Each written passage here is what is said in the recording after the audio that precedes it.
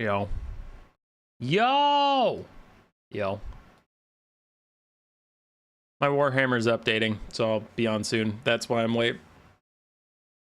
I had an update queued, and I was like, shit. Yo. Yo! Whoop. That's the sound check. Yo. Anyway, while we wait on my update, we have two things. One is a big, super awesome announcement for VOD viewers. So VOD, hey! VOD. Don't skip, you dicks. I know what you do. You come in for the VOD, you skip ahead to all the video games, and that normally makes sense, but hang on a second. So, ladies and gentlemen, we are hosting something that might be of interest to you if you have not played multiplayer and you wanted to get into it, but your complaint is, human boy, I only play one faction. I show up on quick battles and I just play Dark Elves. That's all I play is Dark Elves, Dark Elves, Dark Elves, Dark Elves. Well, we are hosting a summer event, the Legendary Lords Tournament. If you win it, you get a custom-made piece of artwork around the Lord you ended up picking, and you get the next DLC, the Tides of Torment, for free from me. So that should be hype. What is the thing? The event is a best-of-one conquest tournament where you only play as the Legendary Lord you signed up for. There's some caveats, so bear with me for a second, but like, let's say you sign up for Low-Kier Fellheart, you can change whatever you want about your army, except for your Lord has to be Low-Kier Fellheart. I will go over the format a little closer to the event, but it is schedule as you are able, and at first we will be making groups, because, well, it depends on the number of signups, but anyway, the idea is to make a couple of groups so that I pair together rosters that can fight each other, and then a certain number of people will get out of each group, depending on each group. Doesn't matter. Main point is you're not going to play one game, get eliminated, and you're like, cool, very fun. You'll get at least like 4 or 5 before there's any elimination, so don't worry about that. How do you sign up? If you join our Discord, you can hop in to this LL sign up, Legendary Lord sign up, and post your top 3 Lord choices in order. I will go down the list and just like first come, first serve. So me, I was the first one to post, and I picked Queek, Snitch, and Skrulk. Since literally no one posted before me, I get Queek Head Taker. Cool. Next up on the list, I mean, one of my mods was just being a silly pants, but Scarbrand took Skull Taker, Scarbrand, and Ka Banda. I don't know who Ka Banda is, but Skull Taker is available. He'll get Skull Taker. So let's go on and on and on and pretend someone asked for Skull Taker. Let's say this guy asked for Skull Taker, Orion, and Kazric. Skull Taker is taken, so I'll go to his second option, Orion. If none of your 3 options are available by the time you post it, I'll message you and just let you know. Sometimes shit happens. People want to sign up for things. If we get every Legendary Lord in the game covered, or pretty much every Legendary Lord in the game covered, we'll let people do repeats, but, you know, as long as there's a good number of Lords left, we'll let people do whatever. So can you just sign up? Well, technically no, because there's got to be something in it for me. I'm taking the time to organize this. I'm taking the time to hype it up. I'm paying for the DLC thing. So what do I get out of this? What does Human Boy get out of this? I'm going to get some of you degenerates to try our Discord bots.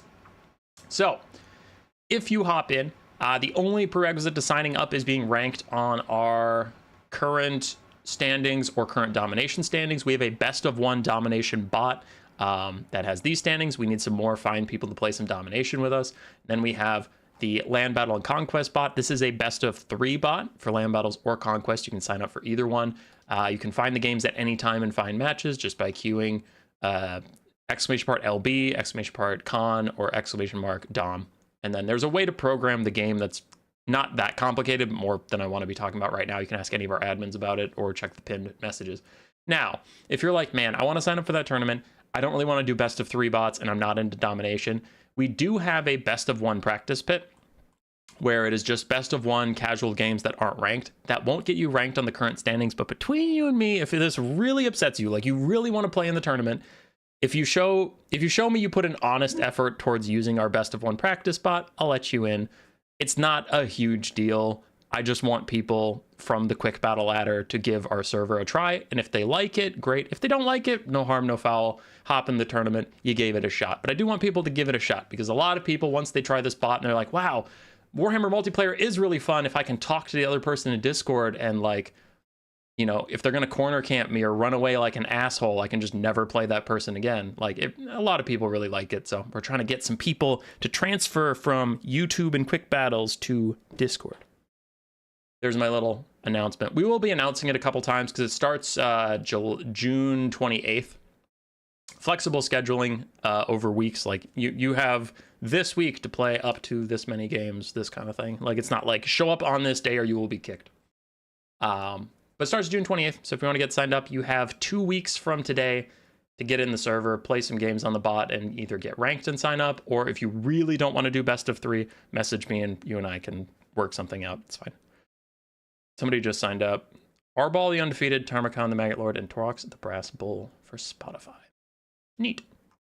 So hop in. It'll be fun. Next up, is my Warhammer done updating? It is, so I can start Warhammer.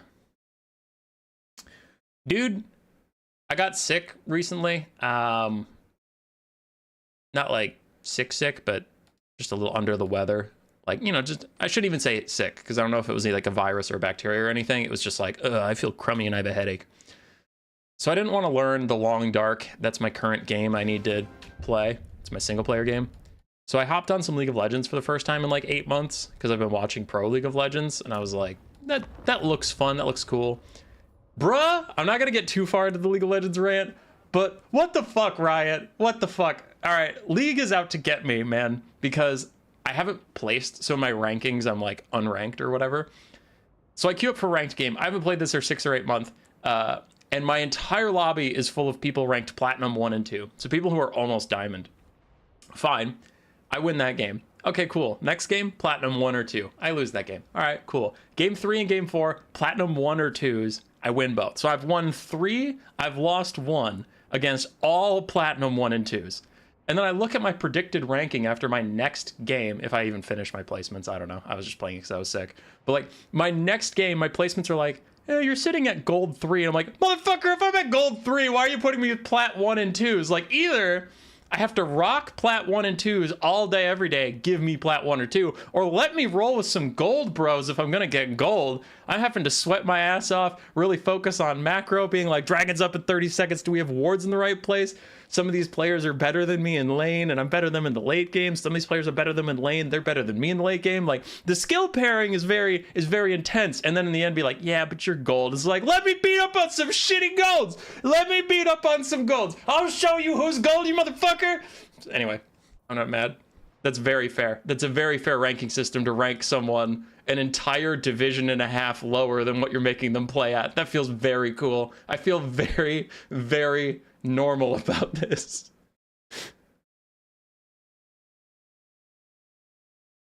Anyway, there's my little mini League of Legends tantrum. There was the promotion for the big tournament. We are 15 minutes late because I forgot to push the Warhammer update I had above my Vermintide 2 update because I am a pooper and a dum-dum. But we're here for our, well, not our weekly, but the weekly new player tournaments that Big JP and Clan RTK host. Every single weekend they host new player conquest, new player domination, advanced player conquest, and advanced player domination. This happens every Saturday, whether or not I am casting. I cast roughly every other because I like to do some other things on my Saturdays. Sometimes IRL stuff, sometimes video making, sometimes my own events on stream. But twice a month, we show up, we cast these, and here we are. It is a single faction tournament, so people pick what faction they want to be going into it. They play 4 rounds Swiss, and then at the end of the 4 rounds, the tournament hosts will tell us who the top 4 is, and we'll cast the semifinals and finals live. Live. So until then, let's cast ourselves some good video games. As always, I will prioritize getting everyone on stream at least once. If we get through getting everyone on stream at least once, and there is still time before the semifinals and finals, I will stream random replays that look interesting. But there's no guarantees. There's no guarantees I keep streaming stuff afterwards, but the guarantee I give you is if I've not cast any of your replays on the stream, it will be cast before the stream is shut down. It will. Oh, look, I'm looking for the bracket. Where the hell is the bracket?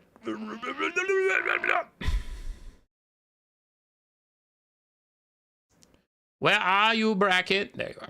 Oh, it's also in my it's in my YouTube description. I should have just gone there. Okay, I like to have it up on one screen so I can kind of feel out how the games are going. Let's get started. Khorne versus Tzeentch. Oh god, it's Changebringers. Okay. Unlucky Spotify and Hoverino Bomberino.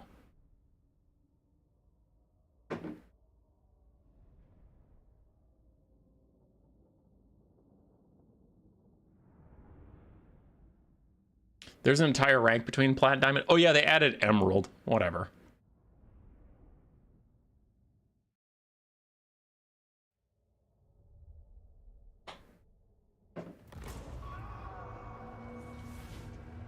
It's a blight for returning players at the moment. You're talking about League, yeah. Yeah. Okay, here we go. For game one, we have 4 Marauder Horsemen of Tzeentch, 2 Changebringers, a Herald of Tzeentch of Metal with Plague of Rust and Transmutation of Lead, and then some Forsaken of Tzeentch and Aecold Hellbrass. This is largely a super kite Tzeentch army with a lot of air. I would call it a strategy, but I hate flying ranged units in Warhammer, so I'm going to say air cheese. But yeah, Changebringers. Changebringers do a lot of damage. They're usually pretty safe, and Khorne does not have a lot of range to punish them, so it's going to be on Valkia and these 4 Furies. I thought I saw 4 Furies. There they are. They're behind me. It's for Valkia and those 4 Furies to shut down the Changebringers. Otherwise, they will just lose because the Changebringers kill their whole army 100%. On the ground for Khorne, we have a Cultist of Khorne with the Gate, Summon, 5 Forsaken, 1 Blood Beast, Scar, Blood Wrath, and then 4 Chaos Furies and Valkia. But the Changebringers get caught by the Furies for even a moment, and they do instantly die. This one over here just got caught, and just like that, its health has been eviscerated. So at this point, I think it's on the other end of the spectrum where Tzeentch just automatically loses. I won't go into my whole tirade because there's a video coming out about it with the Thunder Barge, but Changebringers, I don't like them because they are a light switch unit. The game's just over, and I don't personally like that. It's like, can you manage to protect them? They'll carry the whole game, and it's very unfun. Do they die in the first 5 seconds of the game? Yes, and now you just lost 3,200 gold in a minute. You're doomed. Like, no shot your army can recover from losing a quarter of its value that quickly. It's not going to happen. Meanwhile, Scar, Blood Wrath, and the Cultist are absolutely whooping on Aecold. This is one of the rare uses for Scar. We are long past the meta where it used to be nice to have like Sigvald. Do you remember Sigvald? That guy? Sigvald was considered OP because he would just like never die as a foot infantry character. Aecold came out around then and people were worried he'd be just as OP. Scar was built for that meta. He is so good at murdering any infantry-sized character, and we can see he just put Aecold in the ground. So Aecold, you have been outscaled, my friend. Chaos Furies and Valkyrie are just chasing around the Tzeentch kiting units, but Scar is staying to capture the point. We have some Chaos Knights for Tzeentch. I think I just see one, unless there's another one behind me. No, so 1 Chaos Knight is now going to go fight Forsaken and Blood Beasts. Decent charge, but Furies have really high weapon strength, Blood Beasts have really high weapon strength, armor piercing, and Forsaken of Khorne have really high weapon strength. So the Chaos Knights are not going to enjoy this trade, and they're trying to get out. Some of them are getting trapped up in the heavy bodies of the Forsaken, so they can't exactly get out of here, and they will take a little bit more damage on their way. Can 4 Marauder Horsemen of Tzeentch kill an entire army? No. Do you want me to pretend they can? Sure, but they can't. Oh wait, I'm supposed to pretend they can. They can't.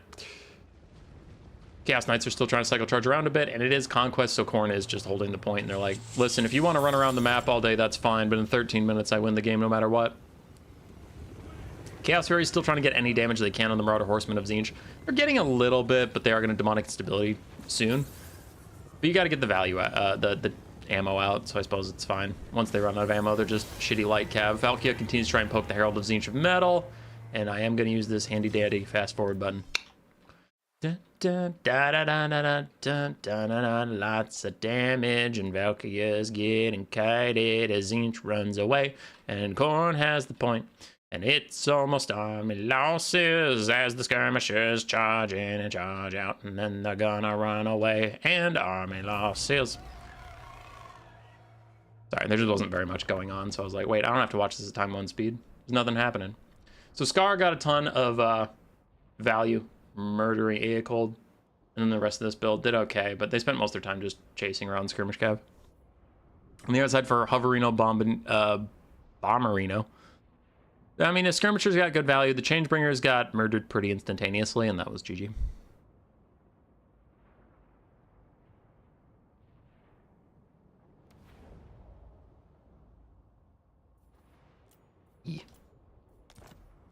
Next up, oh god, it's more Tzeentch stuff. At least it's Demons of Chaos. We have other stuff besides just Tzeentch. It's fine. Hey, it's Milky Way versus Beluga. Oh, I remember Beluga. Beluga's tight. We like Beluga. We hate Milky Way, though. Milky Way sucks. Milky Way stole my lunch, bunny.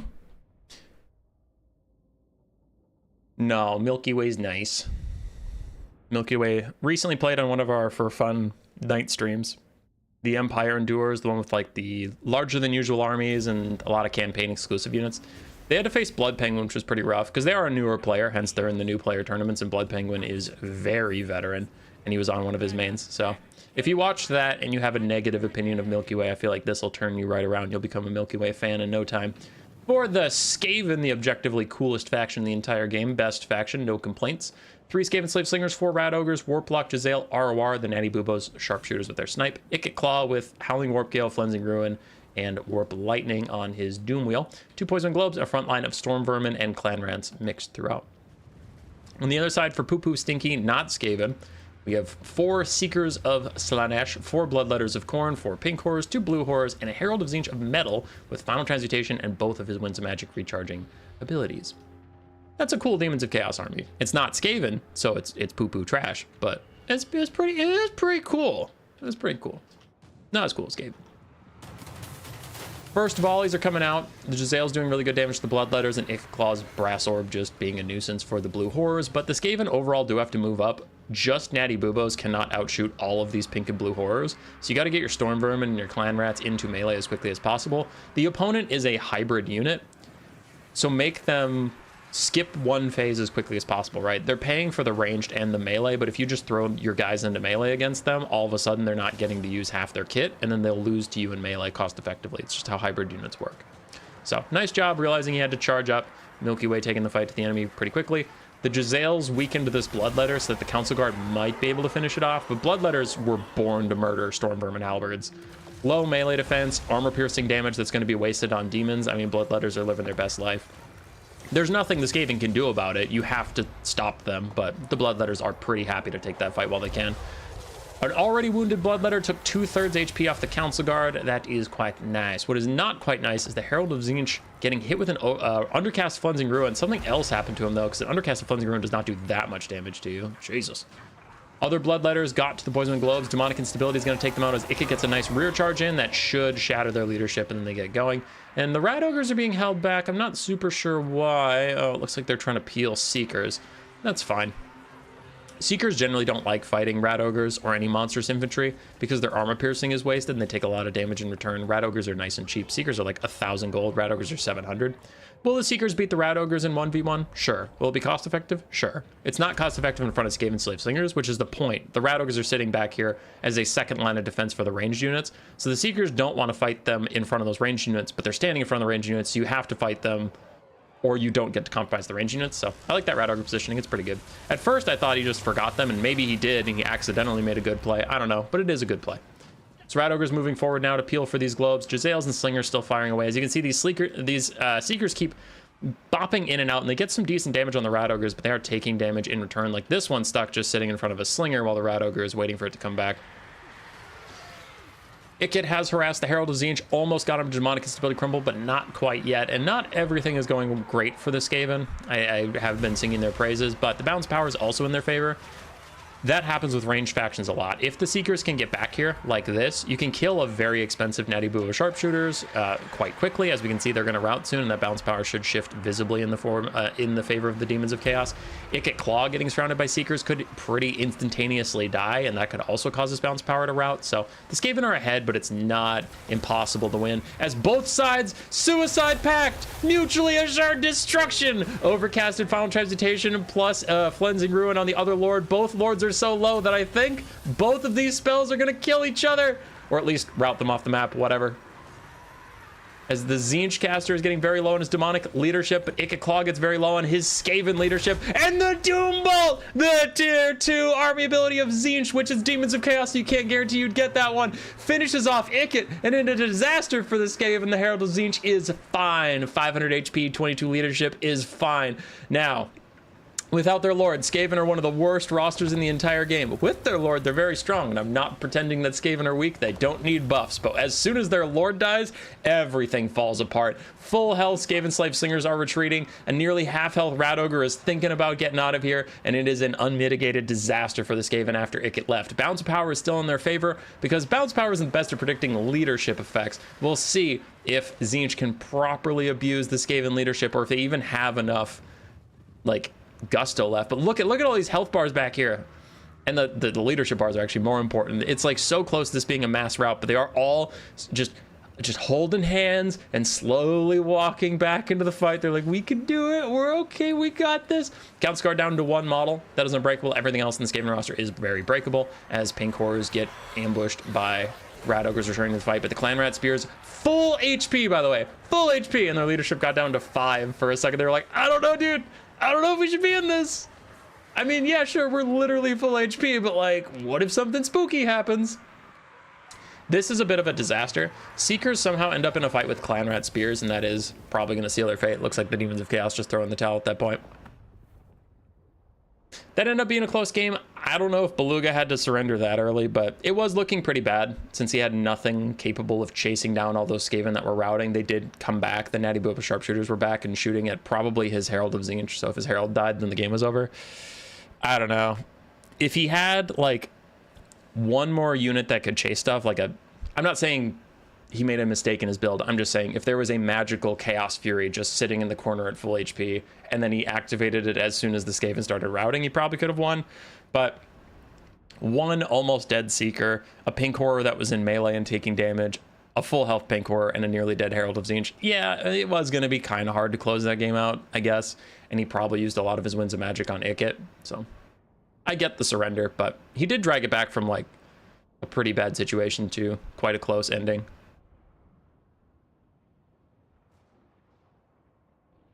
Just scanning over the value to see if anything really surprises me. Yeah, one of the globes got really good value. Rat Ogre's not going to get amazing value versus Demons of Chaos because their armor piercing is wasted, but that wasn't their job. Their job was just to peel.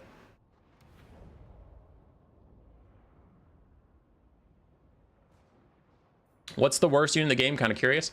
It used to be the Frostworm, then CA buffed the shit out of the Frostworm, and now the Frostworm as a mount is one of the best units in the game, and as a standalone unit is fine. Okay, I got stun locked by these builds. I'm so excited, but I'll get to it in a second. The current worst unit, in my opinion, is the Grand Cathay Moonbird. I made a video on it, but it's actually the worst fucking thing in the world. I hate it.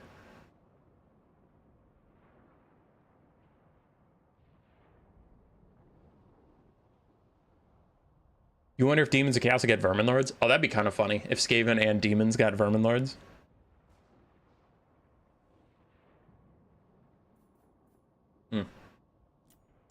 All right, we have a very exciting replay. We have End of the Lion versus Ahwip 2. I have not seen Ahwip 2. I don't recognize that name. But look at that build, baby. Look at that build. Hyro Titan, both types of cat, Arc in the black. I'm here for it. The cats are kind of old news because they got buffed and now they're actually strong, so it's less hype to see one because it's very meta and strong. But I will say I don't see a lot of the basic Kemrian War Sphinx, not as a mount, and I never see the Hyro Titan, so I'll allow it.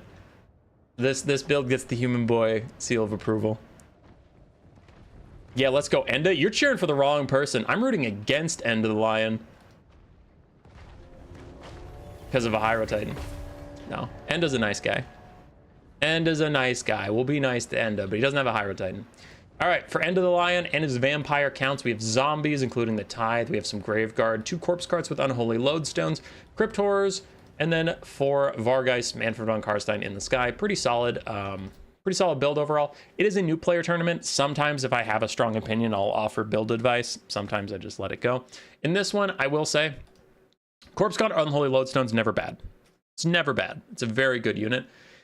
I will throw in a little, like, this is not you made a mistake, but a little spicy Human Boy flair that I think is going under the radar. Low key, try the corpse cart with Balefire versus Tomb Kings. I think you'll be surprised. I think you'll like it. I think you like the way you look. They don't have a ton of physical resistance on their roster, so it's not really about the magic damage, but the fire damage is huge. because it's just cutting the Tomb King's entire army ability in half, which can be quite nice. And then a lot of Tomb Kings will take the lore of Nehekara with the passive to keep healing. So they have a lot of passive healing, where if your Corpse Card with Balefire gives a lot of units just fire damage to be a nuisance, you can do a lot more damage. So just check that out. But the Corpse Card on Holy Lodestone is very, very good. So not a bad choice. Just throwing at it, just chucking it in there. The other side for the build, I was hyping up. We have a Khemrian War Sphinx, the Sphinx of Usef, Necro Sphinx ROR, a Hyro Titan, Arkan the Black with his summon, and then a bunch of Skeleton Warriors, Tomb Guard, and one Sepulchral Stalker. So generally, Double Cat is a decent way to play against the Vampire counts. The Hyro Titan really is not. Hyro Titan, unfortunately, just kind of sucks at everything, which is why I was like so hyped to see it, just because it looks cool, but it generally sucks. So the 2 cats is legitimately a way to play this, and then a whole bunch of infantry is interesting, because the Vampire counts can generally outgrind the Tomb Kings in infantry. They have summons, they have more targeted healing they can give, and they have better mobility to support their infantry. So I don't know how that's going to go. The 3 big single entities are going to have to do most of the work. As Arkan just piles into the fight, it starts Spirit Leeching down a Corpse Cart with an Holy Lodestone. Generally solid. It is very good to target the corpse carts right away. The amount of healing you can reduce them from doing for their allies is huge, and the stat buffs it gives to all of the nearby zombies and stuff is also large. The Vigor Mortis plus 5 melee attack and melee defense increases zombies values by like literally double, so it makes zombies double effective. Anyway, the Hyro Titan is over here, wandering through, trying to get to Manfred, who is currently being shot by Sepulchral Stalkers. Now he sees this coming, and the Tomb Kings have no mobility support whatsoever. They relied on infantry and single entities, which is fine, but this can lead to things where your Sepulchral Stalkers get pushed out of your infantry by the general charge, and now Vargheists and Manfred and the zombie summons go after them. There's not a lot that can quickly respond. You have a Skeleton Spearman, and sure, that'll get a good trade onto Vargheist value-wise. I mean, 10 armor, low melee defense, it'll be pretty good. But once those Sepulchral Stalkers are dead, the Vargheists can get into the sky and get healing for free. They'll be okay. Balance power is very even. I would agree. Somehow, while I was talking about other stuff, the Khemrian War Sphinx took half its HP and damage, so that's not great. I don't love that, but it's currently dueling well with Manfred. Manfred doesn't have the best stats. He has pretty good stats, but not the best stats. This Khemrian War Sphinx only has 26 melee attack with no bonus versus large. Sepulchral Stalkers somehow vibing. I'm surprised they're doing this well. So these Vargheists are getting torn apart by the Skeleton Spears, who are getting double their damage value already. So these Vargheists do need to pull out and go get some healing somewhere else. Invocation Hack or just hover over the corpse cards. But yeah, I have no idea how the Sepulchral Stalkers are taking so little damage in this. That's honestly flooring me right now. Graveguard and the Cryptor is still grinding through the skeleton front line, just getting rid of safe places for the Tomb Kings to hide, as one of the Vargheists did fade away entirely. So that is a pretty bad loss for the Vampire counts. Not going to sugarcoat it, but they will get their end objective eventually. The Sepulchral Stalkers are finally going to go down, and the Vargheists can get away. Second corpse cart on the table, as now the Hyro Titan and Arkan are going for it. So really good target selection here from the Tomb Kings, like that. So I'm just going to enjoy the majesty of the Hyro Titan fighting for a moment. I picked a weird time to zoom in, as he apparently just T-poses. If you ever wondered why the Hyro Titan is bad, subject A, B, C, D, E, F, and G is currently on this. Do something, you piece of shit! Thank you. All right, it finally fired laser eyes, and it got a whopping, wow, it's gotten 300 value in a 4-minute game of pure melee grind. That's a good unit, A+. Actually, that's including its free Spirit Leech. Okay, cool. Anyway, Arkan is finishing sniping out the corpse cart. Pretty big loss for the vampire counts. I mean, just the slow healing is gone, but also the Vigor Mortis for all these extra units is gone as well. While I was watching the Hyro Titan do literally nothing, Manfred got sniped out by the double cats, and that might just be GG in favor of the Tomb Kings. We lost the Vargheist earlier. We lost our Lord, which next to the Skaven, vampire counts and Vampire Coast are very, very, very Lord dependent. Tomb Kings are a little bit more strong, independent undead. They don't need their Lord as much. It's still bad. Don't lose your Lord ever, but they can kind of rally without it. Vampire counts have the hardest time. They're a roster that's almost entirely carried by their Lord. Enda going for the last play he can make to turn this game around. Arkan the Black is currently isolated on top of Graveguard. If his Vargheist can land on him and snipe him out, which they were, and then they lost attack orders. I don't know if that was intentional or just a big whoopsie, but yeah, for some reason they're not doing shit anymore. Anyway, if they can snipe out Arkan, they can still turn this around. Hyro Titan's garbage. Khemrian War Sphinx is almost dead. And without Arkan, I guess you have some Crypt Horrors and Graveguard that could cleave through last these guys and just surround the Sphinx of Usaf. I'm not saying it's a great chance, I'm just saying that is a way Vampire Counts can still win this. But the Vargeists are currently Vargeisting out, so they're kind of sitting around doing nothing. They are a very good unit, they're just a weird, janky unit. I run into this a lot when I go through my monthly, I'm gonna learn Vampire Counts phase, and I try Vargeist, I'm like, these things are dog shit. It's roughly things like this, where they just end up in a weird pile where they're not attacking anything, and it's not really the player's fault. I'm sure Vampire Counts mains are going to come after me and say, actually, if he clicked like 700 times in 384 directions, he could have possibly potentially surrounded Arkan. And I'm like, listen, dude, if your unit takes that many things to do anything, your unit's jank as shit. All right, just accept I'm right and FF. It's okay. It's okay to allow me to be right. I'm right quite a lot. I'm right most of the time. All in good time, human boy's bright, 'cause he is bright about all the things. The Hyro Titan sucks, but it didn't matter. Something, something, something, I have a full bladder. Does anyone take Gorst in multiplayer? Occasionally, yeah. He's not bad. The thing with Gorst that you don't see him very much is the Vampire Counts have some of the best Lord options in the entire game, so taking a Lord who's fine is kind of hard to justify. But he is fine. A lot of rosters would love to have him.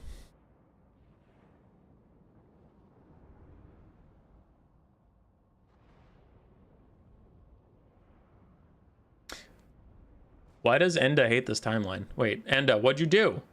Enda, what'd you do? Cats both got really good value, so did Arkan. Procol Stalkers did all right. I am shell-shocked that Sepulchral Stalker lived for as long as it did when Enda surrounded it with Vargeist. That was fucked up.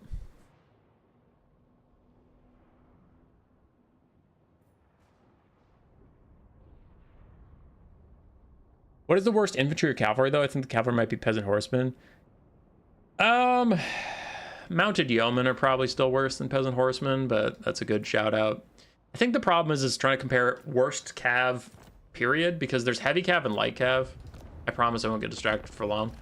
But like, for what you need them to do, heavy cav and light cav just have such fundamentally different roles that like a shattering disappointment in one aspect is fine in the other. Like Bretonnian mounted yeomen, I mean, they suck ass, but they suck ass for 400 gold, and they can chase stuff off the map. So yeah, they're still terrible. I'm not trying to say they're a good unit, but is like a 400 unit that can't kill anything but chase stuff off, is that still kind of useful compared to, I'm trying to think who has like the worst heavy cav. Winged Lancers. I mean, 1,000 gold for similar melee stats. You just have armor. You're paying over double for just armor. Winged Lancers used to be strong. They got nerfed into hell, but like, okay, mounted yeoman, and then I'm gonna hover over the Winged Lancer. They have the same melee attack and melee defense. A Winged Lancer has 2 more weapon strength. And then it has more armor, it has more leadership, it has more health. Yeah, that's fine. But like, so which is worse? It's hard. Like, light cav and heavy cav are honestly so different. This is gonna seem like a spicy take, but they're so different in their battlefield function. That's like asking me what's worse, an Empire Spearman or a Troglodyte. And it's like, that, bro, I don't know how to fucking compare that. They're entirely different. Like, and it seems weird, you know, you're like, oh, they're 2 guys riding horses. Of course they're comparable, but they're really not. They need to do completely different things. So, yeah. Worst light cav, I'd say mounted yeoman or peasant horseman. Either aren't particularly great. Worst heavy cav, probably the Winged Lancer. 1,000 gold for these atrocious stats is pretty bad. And it's funny because they got nerfed a billion times because they used to be overpowered. And then Buyer Blood was overpowered. It got nerfed a couple times, which hit them. And then they got Glorious Charge, which was overpowered. So they got hit. So it's like, all right, we give them Glorious Charge. Shit, that was too much. Let's nerf them. Oh, and people hate Buyer Blood, so let's nerf that too. And Winged Lancers are like, bro, you took away all my stats. Take away my cost increase, because they got a cost increase too. I forgot that, sorry. They got Glorious Charge, but to compensate for Glorious Charge, they got a cost increase. Then they're overperforming, so CA nerfed them. But in the same patch they nerfed them, they also nerfed Buyer Blood. So Winged Lancers took 3 nerfs for 1 buff, and they were like, hold the fuck on. Somebody help us out. So Winged Lancers suck. Fight me. They're terrible. Griffin Legion are fine, but Winged Lancers are pretty bad.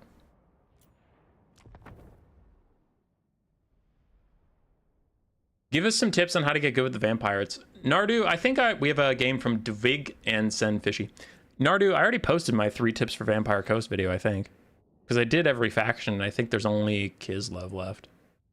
I think that comes out tomorrow. Where'd you rank the stinky Nurgle ogres, both variants? Bad, not terrible. Like 4 out of 10. They technically do what they're supposed to do, they're just too expensive to do it.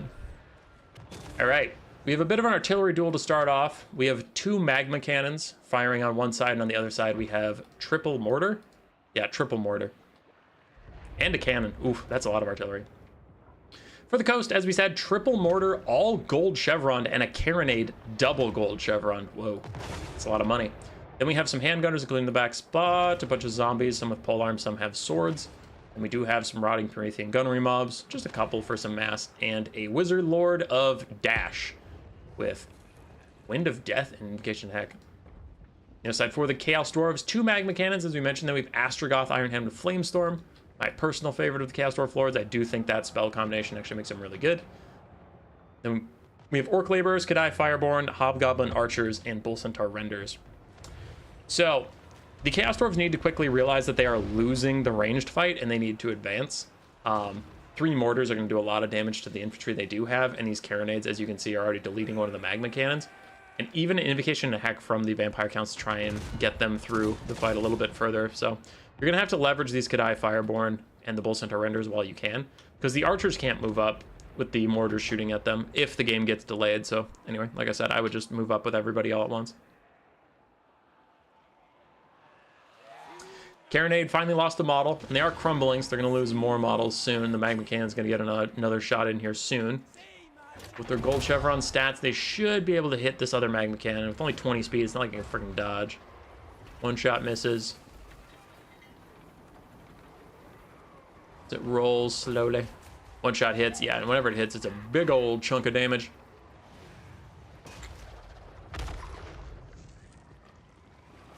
Magma cannon fires, and both shots are blocked by the trees. No ground vortex for you, just trees. Cannon score another hit. They're going to route that magma cannon for the 2nd time. And if they hit it once more, I doubt it'll have the leadership to come back. So pretty good start for the Vampire Coast, honestly. They haven't lost a carronade yet. They're losing a carronade. And in trade, they got a bunch of damage on random infantry, and they took out a whole magma cannon. Yeah, 8 HP. That ain't coming back. It's gone forever. We'll see what the Kadai Fireborn and Bull Centaur Renders can do. If they get focused fire by handguns, it's going to be pretty rough, but with all these trees and the hills and then the lack of infantry on one side with the infantry on the other, I don't know. Sometimes handguns are like, yeah, we can see you and shoot the hell out of you. Other times they're like, I can't possibly. There's one zombie within 20 miles of me, so I can't see you. GG. Flamestorm rips through them. As the Vampire Coast pull back into the left, the Flamestorm goes back into the right, so a little unfortunate RNG on the direction of the Flamestorm. Will not do as much damage to handgunners. Now it gets the picture and starts to come down to the left, but it's a little too slow moving to catch those handgun mobs who are running away. Speaking of a little too slow, Vampire Coast Lady might be out past her ability to do so. Astrogoth is decently fast in those little metal legs of his, and she does have a low HP pool for being a foot caster, but Astrogoth's starting to run around in circles while handgunners try and help out. They'll get some damage, but he is still infantry sized, even though he's on little mecha legs. So it's not like they're going to instantly delete him. Still good damage, though. Damn. Damn, that's good damage.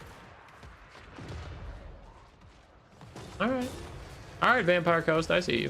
You have one magma cannon still firing through the trees. I don't really know how that's going as the Kadai Fireborn finally arrive and plow into the zombies. They should kill the zombies pretty quickly. It's just whether they can kill them quickly enough to get onto the back line is the question, because these handgun mobs, as we said before, these ones decided we can see you and we are going to shoot you, and oh boy, the damage. So those Kadai Fireborn are instantly deleted because these zombies decided today is the day for violence. Pretty bad time for the Chaos Dwarves, as we said. Kadai Fireborn getting instantly deleted on the charge. We still have one magma cannon firing. Now the Hobgoblin Archers are trying to get in range, but those triple gold chevron mortars should have something to say about it. As the Bull Centaurs in a bad way, they're stuck in front of the handguns and they're sitting on top of halberds in the woods, so they're having like a triple extra ultra bad time, and then Rotting Prometheans run forward to keep them there. So the Bull Centaurs are getting ripped apart. And really, the Chaos Dwarves are just, they're not really winning on any fronts. They're having such a hard time with this. Another Flamestorm, a much better Flamestorm comes through. Just tears up an entire zombie handgun mob. Astrogoth dives in to try and duel the Lord once again with some Bull Centaur render help, realizing the game is slipping away from him. Might as well go for the Lord Snipe. It's generally a pretty safe thing to do when the game is going away from you. But doesn't really seem to be working out, as these Carronades actually resurrected a model. They're still firing. Wow. Can't believe they resurrected a model. That's pretty crazy. Something just got overcast, Invocation Heck overcast, while it was trying to heal the Lord and other things that ended up doing damage to her. So that's a little ironic, but I think she'll be okay. I mean, the game is pretty well in hand for the Vampire Coast. A lot of blinking health and leadership bars for the Chaos Dwarves. And for the coast, we still have mortars, we still have cannons, we still have handguns, we still have 2 healthy Rotting Prometheans. They're going to be fine.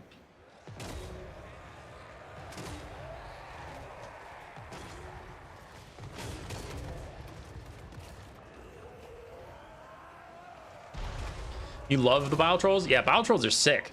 Bile Trolls are, like, actually good. They're not OP, but they're good.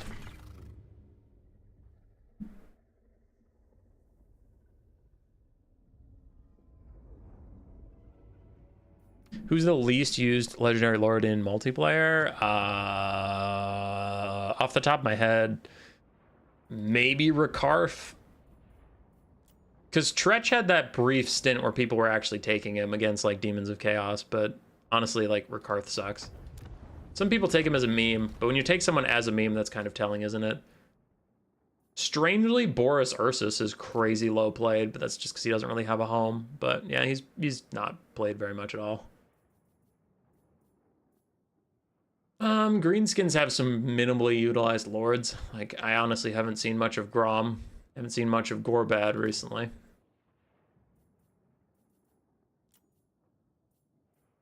Might be Khazric. All right, final answer, Khazric. I think Khazric is the least played. Beastmen versus Tzeentch. Scott the Imperishable versus Dark Horse. A lot of Herald of Tzeentch gamers today.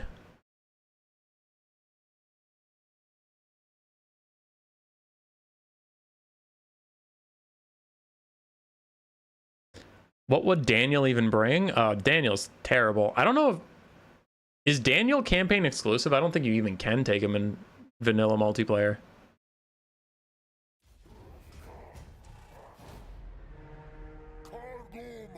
Alrighty. For Scott the Imperishable, our first Beastmen of the day, we do have some Centaurs with throwing axes, Centaurs regular on the other flank. 4 Ungor Raiders, a front line of Pestigors and Ungor Spearman herds. We have a Gorgon and Malagor Dark Omen with Flock of Doom in the sky. On the other side for Tzeentch, we have a Herald of Tzeentch of Metal with Final Transmutation on disc with all of his various Winds of Magic recharge. Marauders and Forsaken for a front line. We have the Severed Claw, Chaos Warriors with the Halberds, 4 Skirmish Cav, a Soul Grinder of Tzeentch, and Pink Horrors as well.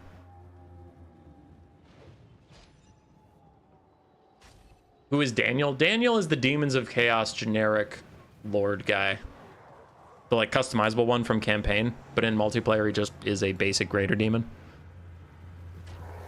Centaurs are trying to collapse in on the Skirmish Cav and get them in melee. Beastmen have Woodsmen, so they can take these fights in the trees and be fine. Now, that's just talking about the usual debuff large units take for fighting in the trees. I don't know if fighting on top of Halberds you'll be fine. I just meant the trees you'll be fine. I don't know about the Halberds. This is probably an overextension from the Beastmen. Meanwhile, Tzeentch gets in and dirty on the front line. Forsaken will massacre Ungor Spearman herds, and they'll do fine against Pestigors, so Tzeentch does have the better front line here, as one of the Forsaken hung back to try and stop the Centaurs. Centaurs are currently getting in a shooting battle with the Marauder Horsemen. They definitely shouldn't do that. Centaur throwing axes are pretty much melee light cavalry first, ranged cavalry second. Like, they have such better stats than the Marauder Horsemen of Tzeentch. They should be charging in. The Marauder Horsemen have better missile stats, but we are going to get a good surround from 2 melee Centaurs, so it's fine, but I do want these throwing axes to fall back. Malagor is chasing around the Herald of Tzeentch, has taken some damage, though I don't know if that was an undercast Final Transmutation or just pure melee stuff, and the Marauders are already routing, but the Forsaken are winning. Not a shocker. Marauders are pretty terrible. Forsaken are very, very good.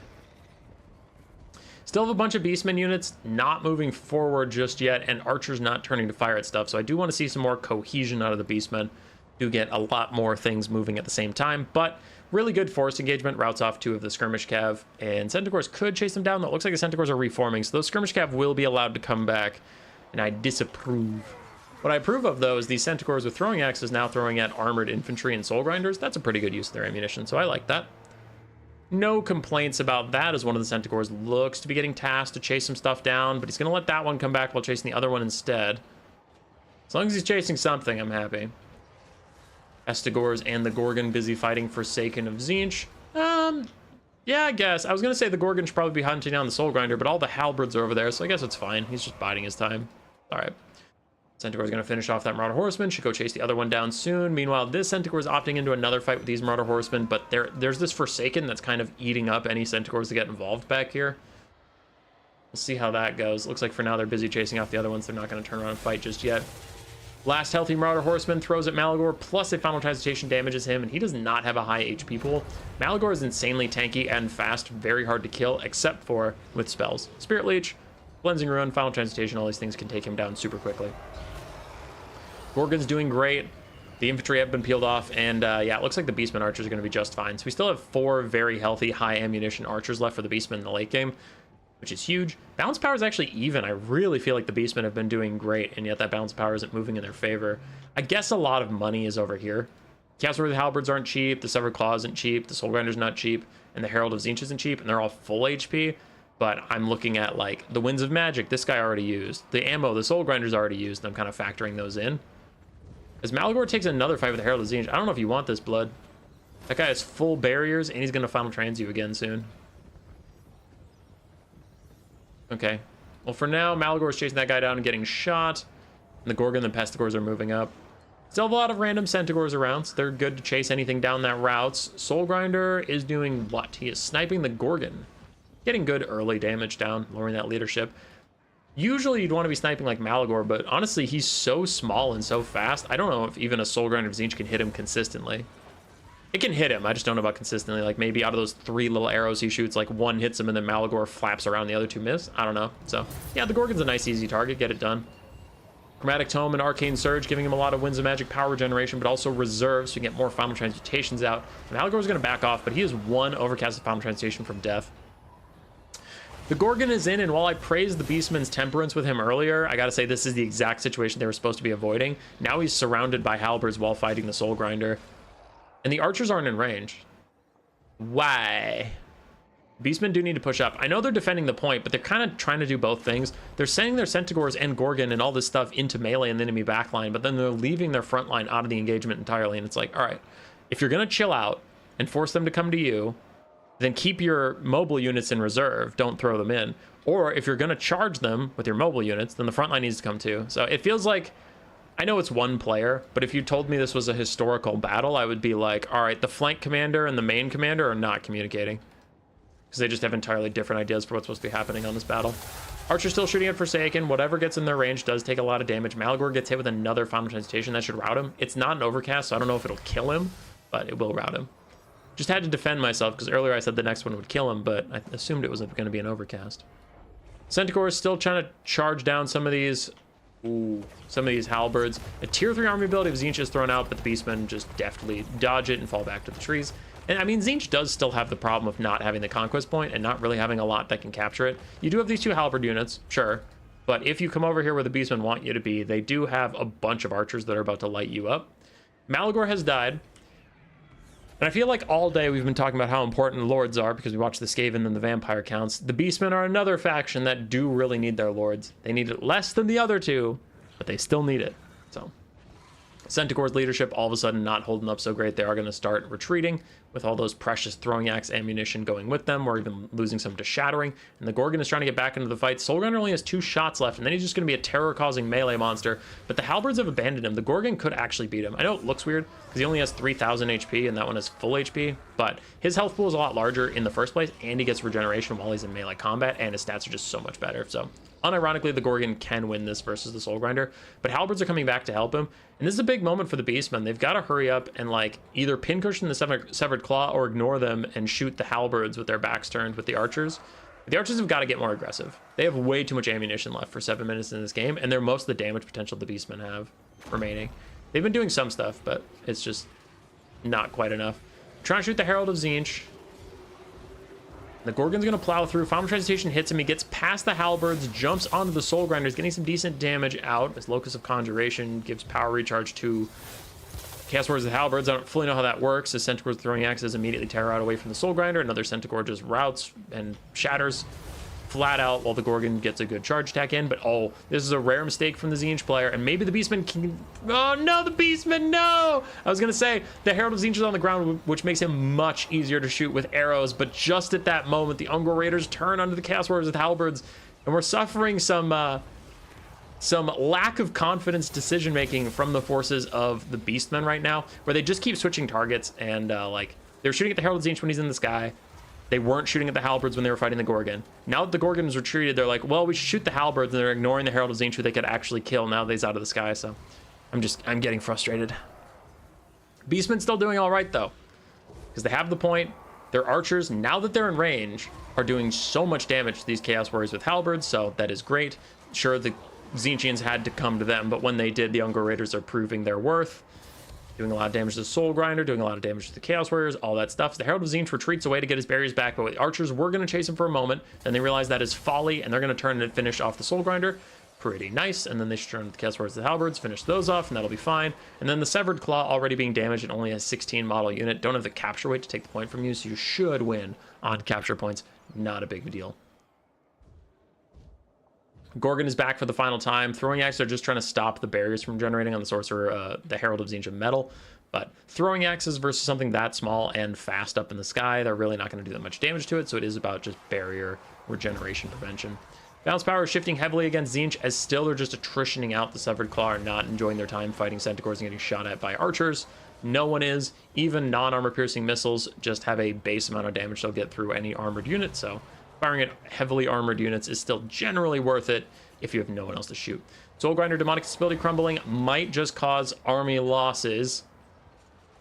As you can see, Tzeentch is already on the cusp of army losses, and just losing that monster to Demonic Instability is probably the final death knell in it. Quick little pink flamethrower attack as arrows pin cushion him. Almost lowering that leadership. We do get a bunch of terror routes that give Tzeentch another breath of life. Again, the balance of power is Tzeentch's worst enemy right now. As far as actual state of the game goes, your Herald might still have final transmutations left. The enemy is down to just archers who are running out of ammunition. Like, maybe you can clutch it out, but the balance of power might just say, nah, fuck you. Your Soul Grinder has no ammo, your Lord has no ammo, and that matters more to us than everything else. As the Gorgon absolutely power fist Croxagores the Soul Grinder to death mid-air, and that is going to be army losses. GG.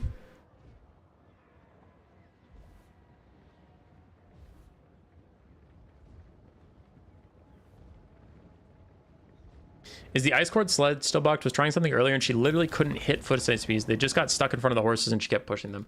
That's more of a chariot problem in general. Chariots are not good at hitting foot characters. Foot characters are not bugged, but poorly coded around right now, where there's a lot of things that just can't hit foot characters. Like, try chasing off someone on foot and your units will just usually run around it in a circle, not hitting it. What up, Wesley Bravo? Pretty good game. That was probably our closest game of the day so far. And that is another case where, like, I don't want my commentary to come off too harsh, because it might be like, wow, he's talking a lot about Scott and what Scott was doing, whether it was good or bad. He didn't talk about Dark Horse much. That's just the nature of casting low versus high agency builds.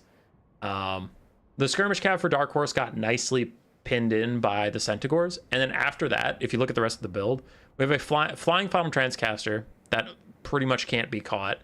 You have a Soul Grinder, which just uses its ammo like an artillery piece, and then you have a bunch of heavy infantry. The commentary around a heavy infantry push is like, it's a legitimate strategy, but there's not much I can say. It's like, and the heavy infantry are walking in, and they're fighting in melee, and they're trying not to die, where it's like, the Beastmen had much more agency. It's like, how's your target selection? How's your micro around your light cavalry? How's your micro around your Gorgon and its healing? How's your micro around Malagor and whether or not he can survive versus that Tzeentch caster? Where your infantry position, like all that stuff. So it's just like, he had more decisions to make, good or bad, that would affect the outcome of the game. While Dark Horse with a heavy infantry rush in the late game, it's like, he's relying on stats. So one side has stats, one side has decision making, and it's like, yeah, it's more interesting to talk about the decision making.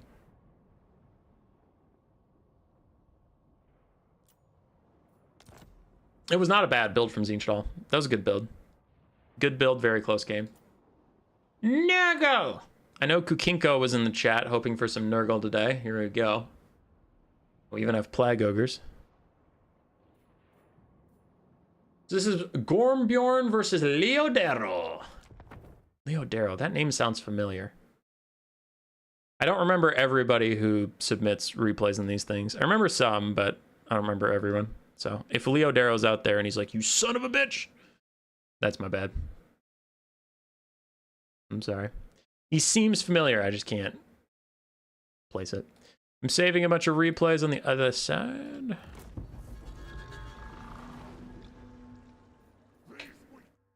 Pausing that because I'm still saving replays. Oh my goodness. So many replays. Tournament check-in. There are a lot of people still in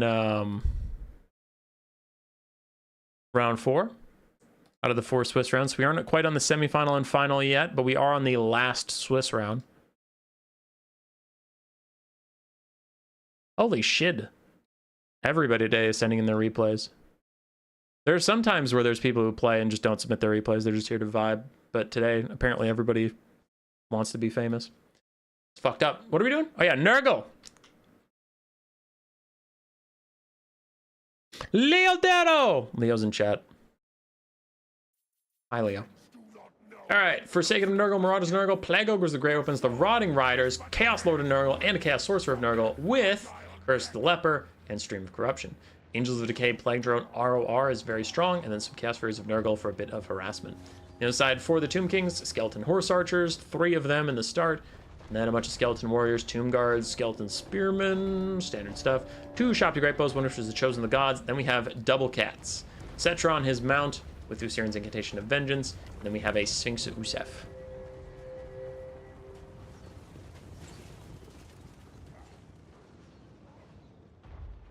Still give me your answer on who's the best Forsaken.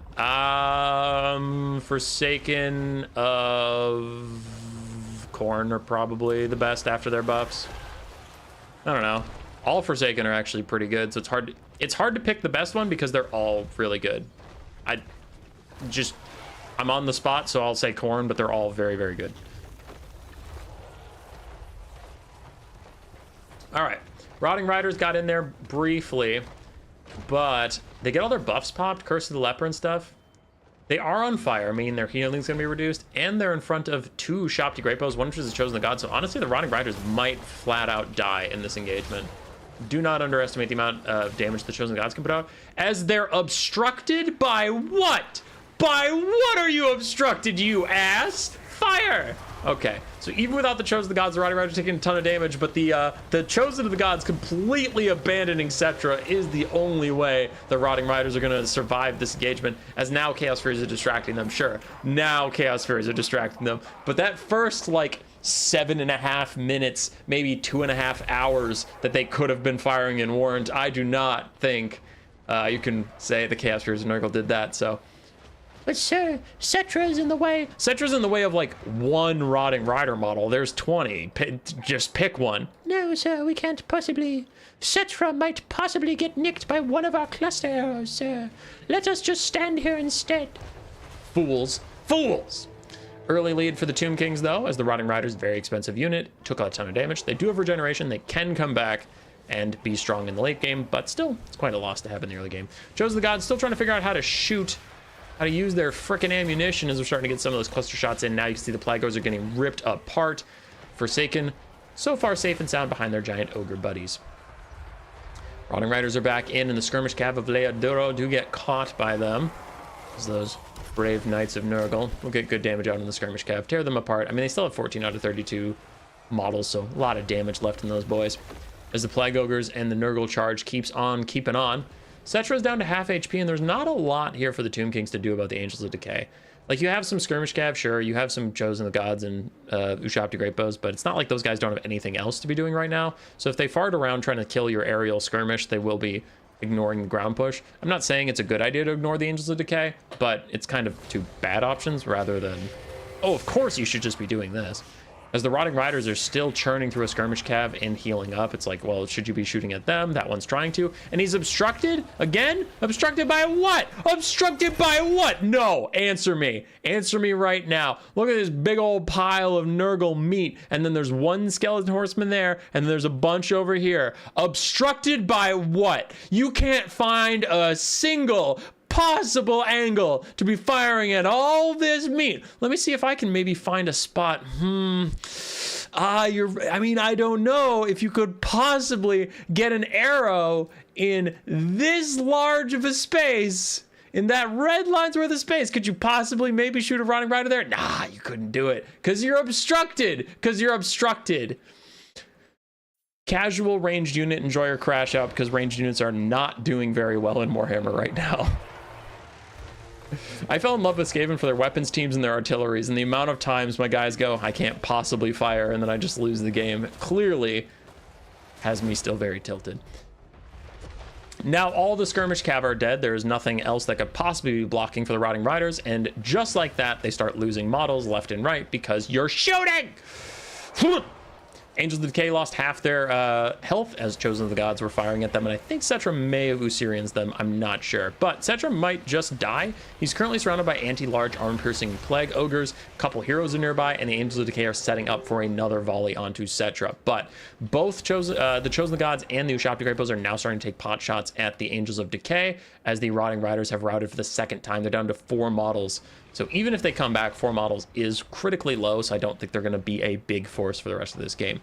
Chosen of the Gods turning to fire at the oncoming Angels of Decay, who get hit with another Usurian's Incantation of Vengeance while also getting a Fecundity heal. Fecundity heal was nice, it was cute, it was neat, but it was not enough to really get them back above, so they're down to still half HP as they're going to turn and shoot at Tzeentch. Tzeentch's doing his best to dodge some of those shots, but the Angels of Decay are very powerful for a reason. They are good versus clumps, they are good versus single entities, they are good versus everything, but they are very expensive. Tzeentch looks like he might be about to die, as the Chosen of the Gods can't quite shoot the Angels of Decay. They're right overhead, so they're inside their minimum firing arc, which is a problem. But the other ones, the single shot Ushabti Great Bows, are firing up and over the trees. They're slowly poking down these Angels of Decay, but it's not going to be fast enough to save Tzeentch, who is still just trying to buy time. And I like this. Tzeentch's getting away from his Chosen of the Gods, and now, yep, immediately. The Chosen of the Gods are like, listen, if you want to shoot Tzeentch, you're going to have to move out of standing directly above us, and then that puts you back in danger. And the Chosen of the Gods, with their anti-air fire because of the spread shot, immediately murder all of the Angels of Decay as Tzeentch starts to pull back towards them. I think he didn't want to go fight the Rotting Riders all alone at 600 HP, so he's doing his best to dodge back and forth and back and forth and back and forth. But can the Rotting Riders finish him off anyway? 52 speed versus 64, so they will catch him, and with a rear charge, they might be able to get him to crumble, but that should shatter them as the Chosen of the Gods light them up and push them back. Back! My voice cracked.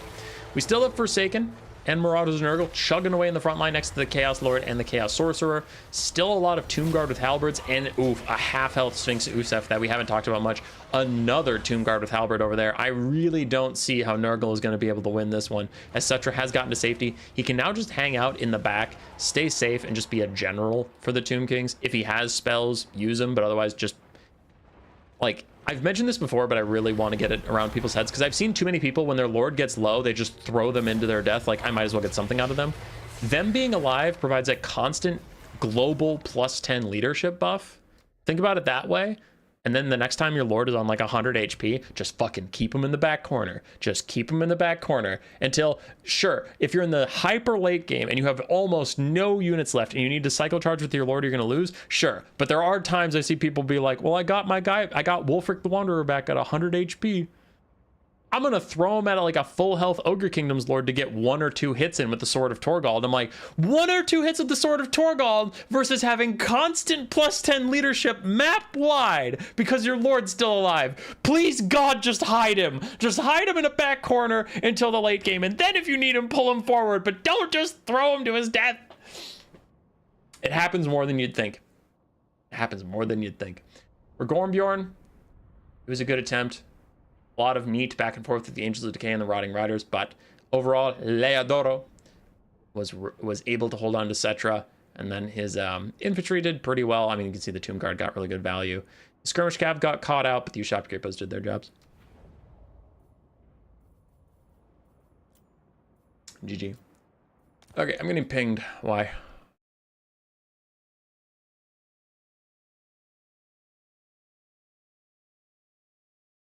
Oh, it's from the Dom Advanced Player Tournament. Why am I being pinged for that? That's not my problem. It's not my problem at all. All right, Swiss round is done, so people should be getting ready for top 4. Let's take a look here. We have cast Dwayne and Milky Way. We have not cast Impenetrable or Darth Plagueis with more Nurgle. And then I'm going to look for anybody else I don't recognize so I know how many games I have to do. And then we'll look at games we want to do, but for now I'm trying to find what I have to do. Okay, we've cast everybody else at least once today.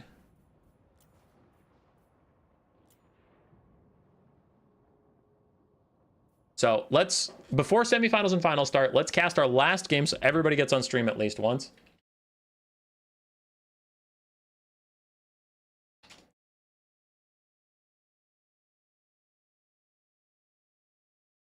All right, there we go. So we have Impenetrable versus Darth Plagueis.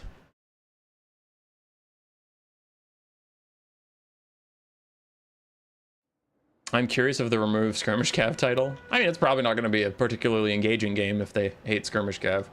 Because that generally, I mean, I've been in that boat before. It generally only happens when you get hard kited and you're like, wow, cool. All right, for the High Elves, might be our first High Elf today. We have the Omen of Assyrian, Arcane Phoenix ROR, Tyrion with just his Heart of Avalor and heal. Then we have some Illyrian Reavers, Spearman front line, Lothan Seaguard back line, Towns of Torquelada, fire damage, ROR archers, the Fireborn, Illyrian Reavers, and a Mage of Metal, Final Transmutation, and Searing Doom.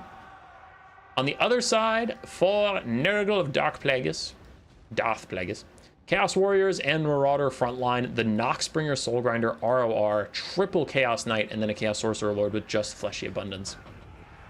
Neat. And a dog. I love Impenetrable, and I love whenever he plays because his Discord profile picture is the son of Horus, I believe.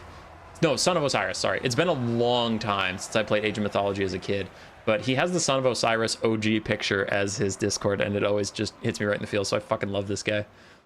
That's right. I love people for stupid reasons, like their Discord profile pictures, not because of whether or not they're a good person. Anyway. Omen of Assyrian dies straight onto the Noxbringer and has a pretty cool anime fantasy duel, but he's about to get flanked by the Chaos Sorcerer of Nurgle, and that should be a bad time for him. In the background, Illyrian Reavers take a fight with Chaos Knights and Dogs. They will lose that, but they are buying time for the archers that still remain to get shots in, while Tyrion holds down Chaos Knights, who are now on fire. So the healing it looks like they're about to get is going to get cut in half, which is pretty brutal for Nurgle here. What's not brutal for Nurgle is how well they're doing in the 2v1 against the Omen of Assyrian. That is a very good trade for them. Though I will say we have some Chaos Knights that are a little sleepy on the backside. They do need to get moving. Like, these ones need to realize that fighting Tyrion is not working out and they need to get out of here and retreat, because they're just sitting here taking the archer fire. And the archers are making them weak to fire damage, which Tyrion does, so that's a really good combo, but also they're opting into it, which is not great. Fireborn have been held in reserve. As soon as these Chaos Knights moved forward, the Fireborn also moved forward, so they should get a good charge in. Now, some of their own Illyrian Reavers are in the way, but overall, they'll still get good saturation. They'll still do fine in the long run, so... Nurgle's got to be a little more flexible here. They seem to be just taking fights and then like, this is the fight I am taking until the unit dies. Like we can see over here, we have a Chaos Knight of Nurgle just chasing off an Illyrian Reaver into the sunset. Yeah, you won that battle, cool, but you have other things to be doing. So I would like to see some of that. Like back, you know, as we said, we have Chaos Knights of Nurgle that are just fighting the Fireborn. We have these Chaos Knights that fought Tyrion until they routed. These ones are finally starting to opt out, but I want to see some more flexible unit assignments here from the Nurgle side. So Tyrion is just chasing off the Sorcerer Lord as a final transmutation, cast on top of the Omen of Assyrian, so that looks weird, but it was for the High Elves, so it damaged the Noxbringer quite a lot. He's trying to get heal in, but again, he is on fire from the Omen and from Tyrion, so that healing is going to be reduced. And it looks like the Chaos Sorcerer Lord goes for the Omen of Assyrian. I like that a lot. I really was worried he was going to get baited into fighting a full health Tyrion and leave the Omen there. So I like that he's at least trying to finish something off. He's trying to trade the Noxbringer for the Omen of Assyrian flat out, which is nice. Dogs are finally on the back line. They can maybe shut down some of these archers. It's a tall order. High Elf archers are the most elite melee stat-wise in the game, so they will be fine against dogs, but dogs still do okay. Omen of Assyrian, we are down to the 50-50 shot. Does it heal or does it murder itself? It murders itself! In a rare bit of luck for the Nurgle army here, the Omen of Assyrian just decides, I do not want to alive anymore. and deletes itself from the game. Fireborn are coming in, so I think this Sorcerer Lord needs to take his exit and use his Chaos Knights as a back brace. But again, we have a full health Chaos Knight over here that chased off that Illyrian Reaver so long ago, and he's just been vibing. Now it's moving again. The Nurgle player realizes it's there. The High Elves running out of Illyrian Reavers. Their infantry are losing to the Nurgle infantry, and their archers are stuck in melee. The Lothern Sea Guard have just been overwhelmed by Chaos Warriors. So that's all pretty good. Not all is doom and gloom for the forces of Nurgle. Just a couple little whoopsies costing them a lot. As a Sorcerer Lord punts the Mage of Metal, he's gonna probably do it again. Yep, he does it again. So far, he hasn't done any damage to her. He's just knocked her around. CA, please stop making infantry immune to damage when they get knocked back. Just let them take damage if they get knocked down, please. Please, she's still full HP, for the love of God. She's still full HP. Come on, man. There, she finally took her first damage since we last saw her standing over here. Tyrion's going to rear charge the Chaos Lord, so that should be pretty bad for him. The Nurgle infantry is grinding through the High Elves, and even though there's been a constant battle on top of the capture point, neither side has actually captured the capture point because they've always been equally balanced, as all things should be. A full health Chaos Knight of Nurgle is getting involved. Back from vacation, they have to avoid fighting the Fireborn in an honest fight. They have complete infantry superiority over the course of the battlefield, so these Chaos Knights should only ever fight the Fireborn on top of Chaos Warriors of Nurgle. Oh no. Oh no, there's no Chaos Warriors in Nurgle here. No, this isn't the fight you wanted.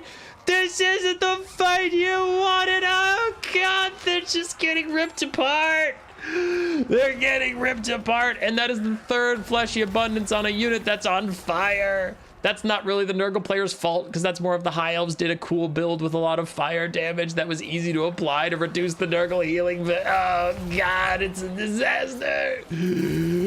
Why are we fighting the Fireborn in open territory? No, God, no, Vegas.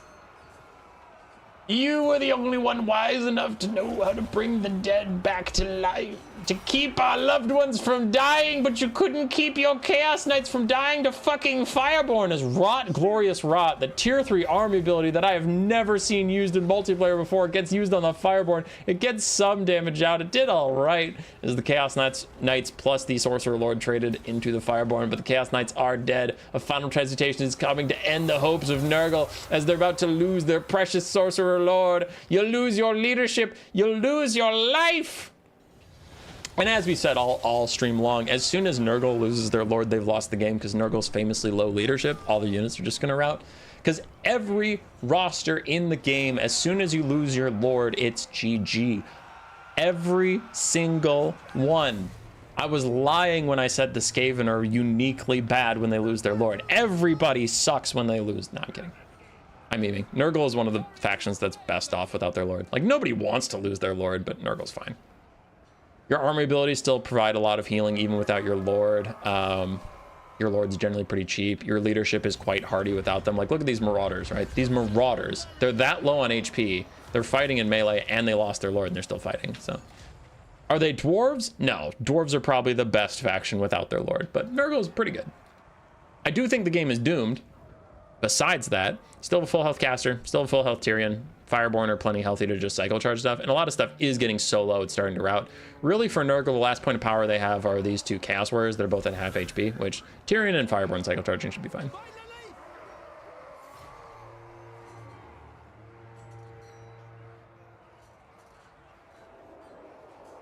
Have you played Age of Mythology Retold? I did, I just didn't grab the Son of Osiris.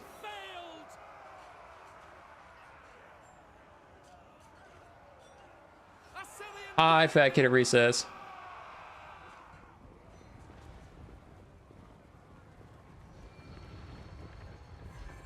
Where's the dog unit tier list anyway? I thought I put them in the War Beast. Actually, yeah, we did do the dog unit tier list, Mr. Graboid. How dare you? How dare you? It's the War Beast one. It has like saber tusks and stuff, so it's not just literally dogs, but yeah, it's got all the dogs. Broken Citadel, are you Dark Plague? Are you Darth Plagueis or are you Dark Horse? I'm trying to remember all the Nurgle players today. If you're Darth Plagueis, I remember I casted one of your games for the channel. I believe it was your Blade Singers versus Kislev, and it's coming out either tomorrow or the next day.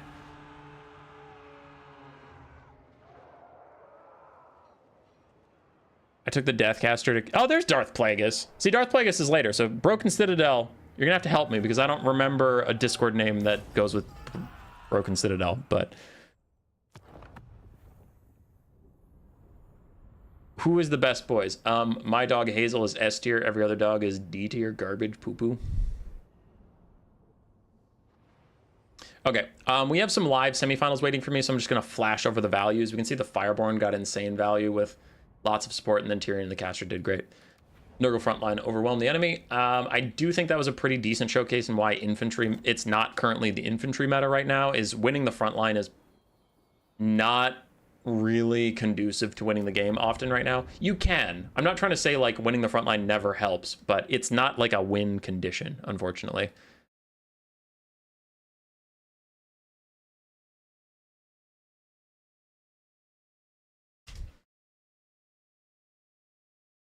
Why am I being friended? Dark Horse is friending me? Why? Why? Ew. Ew. All right, I need to chill out. Let's go do some semifinals. Yeah, multiplayer battles. The game is called B. Password 111. So we got our first semifinals. I'm gonna black out the screen just in case I show up on the build screen. I don't want to show their builds. I did show up on the build screen. Nice.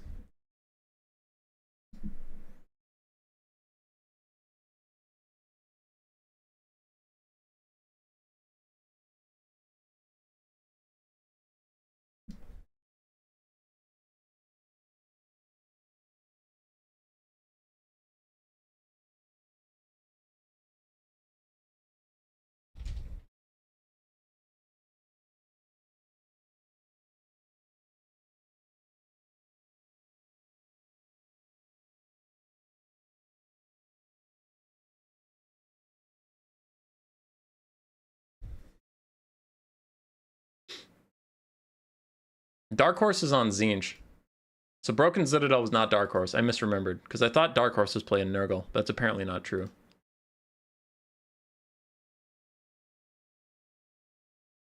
Are Warriors of Chaos cooler than CSM? Chaos Space Marines, I'm guessing you're going with.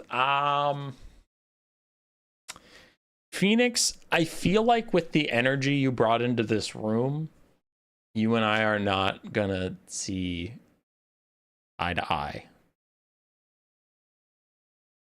I don't think either is very cool. Hey, shush. Everybody shush. Everybody shush. Here's my problem. Warriors of Chaos, in theory, cool. Heavily armored, super badass dudes playing metal music, and it's dope as hell. But two problems. One problem, in the actual game, Warriors of Chaos are usually a little baby skirmish faction, and it pisses me off so much because it's the exact opposite of how I want them to be. But they're just like, how well can I use 6 skirmish cav and Archaon to win every single fucking game ever because I'm so cool. And I'm like, give me heavy metal boy rush. So that's a big downer. 2, in the lore, they're asinine. In the lore, Chaos Warriors just fucking suck. Like, they're good fighters. I don't mean they suck in that way. I mean, the lore behind how the Warriors of Chaos works just blows, and it's terrible. It's like Karl Franz, the Empire of Man. He has some of the most fertile farmland in all of history and huge populations in cities that are constantly breeding and pushing out soldiers and all this stuff. And he gets together all the electric counts, and he gets together all of the dwarves of the mountains, and he manages to rally the Bretonnians to his side. All of mankind comes together and stands united against the Warriors of Chaos. And it looks over the Warriors of Chaos. Like, the Empire managed to get together like 100,000 guys. I'm making that number up, but bear with me. 100,000 guys is all they had, and they like depleted some villages and towns. Like, they took every available young man to defend the Empire. And it goes, and the barren chaos wastes, where there's no food, there's barely any women, so there's no possible way they're breeding. They're constantly slaughtering each other. No man could possibly survive the Chaos Waves without being a true hardened badass. And I go, oh, okay, cool. So they're going to have an army of like 1,000 guys, but each of these 1,000 guys is going to murder, like the Doom music is going to start playing, and he's going to murder his way through the Imperials, right? No, there's like 5 million Chaos Warriors. What? But don't worry, they're all like chaff, so they just get butchered by halberdiers constantly. What the fuck? Like, no. And it just, I hate reading about them. I hate it. It is so unbelievable and terribly written. Like, I just fucking hate the Warriors of Chaos in the lore. I'm sorry. I'm not that sorry, but I am sorry. So there's that. On the other side, why would I not just say Chaos Space Marines are better? Chaos Space Marines are some of the most vanilla ass shit I've ever seen. Chaos Space Marines are garbage. Oh, hey, we took a Space Marine. We just put some chains on him a little bit. And he's a Nurgle Space Marine now. He's got little sniffles. He's got the sniffles, so he's different, you guys.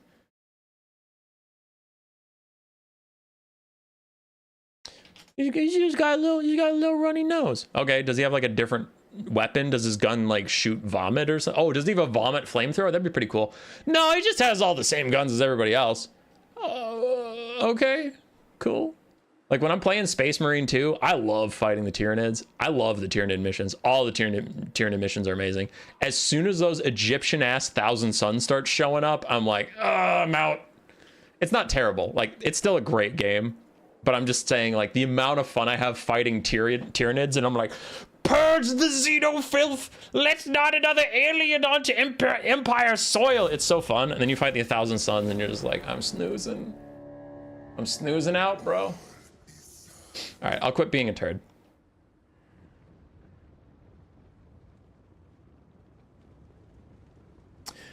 Who mentioned Noise Marines? Don't get their armor, sustain the Chaos Warriors, the chaff. I'm sorry that Human Boy is right. Got him. While the end times are bad, there was one good part in the Nurgle book where it described how it took a whole gang of Howbers to take down a single Chaos Warrior. Peter Voss, yeah.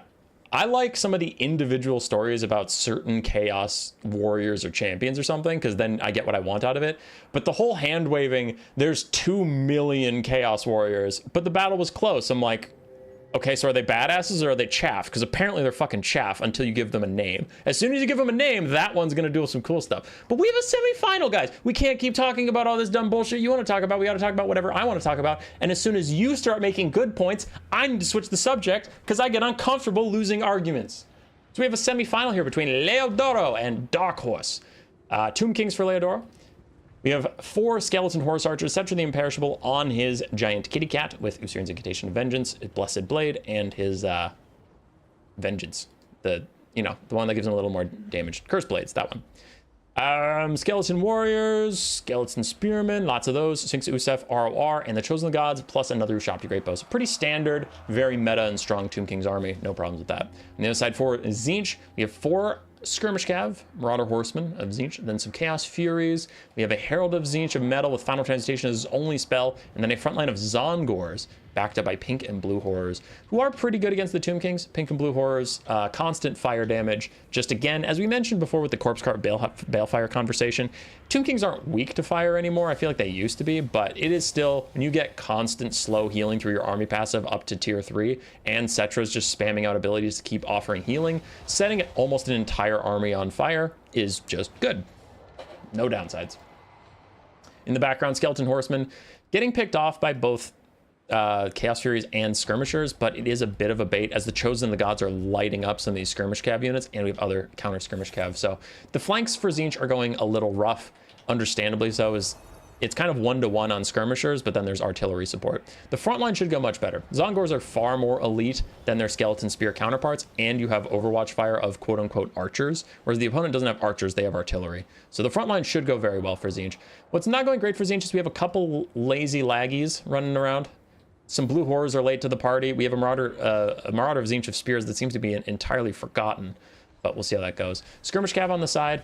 And the Chosen of the Gods, busy shooting those guys. This is kind of a wash. Like, the Chosen Gods are going to do really good damage to them, sure, but it's also a bit of a distraction because the Marauder Horsemen were already quite damaged, and they wanted to distract from the Chosen of the Gods ripping into full health Blue and Pink Horrors or something like that, so kind of a wash.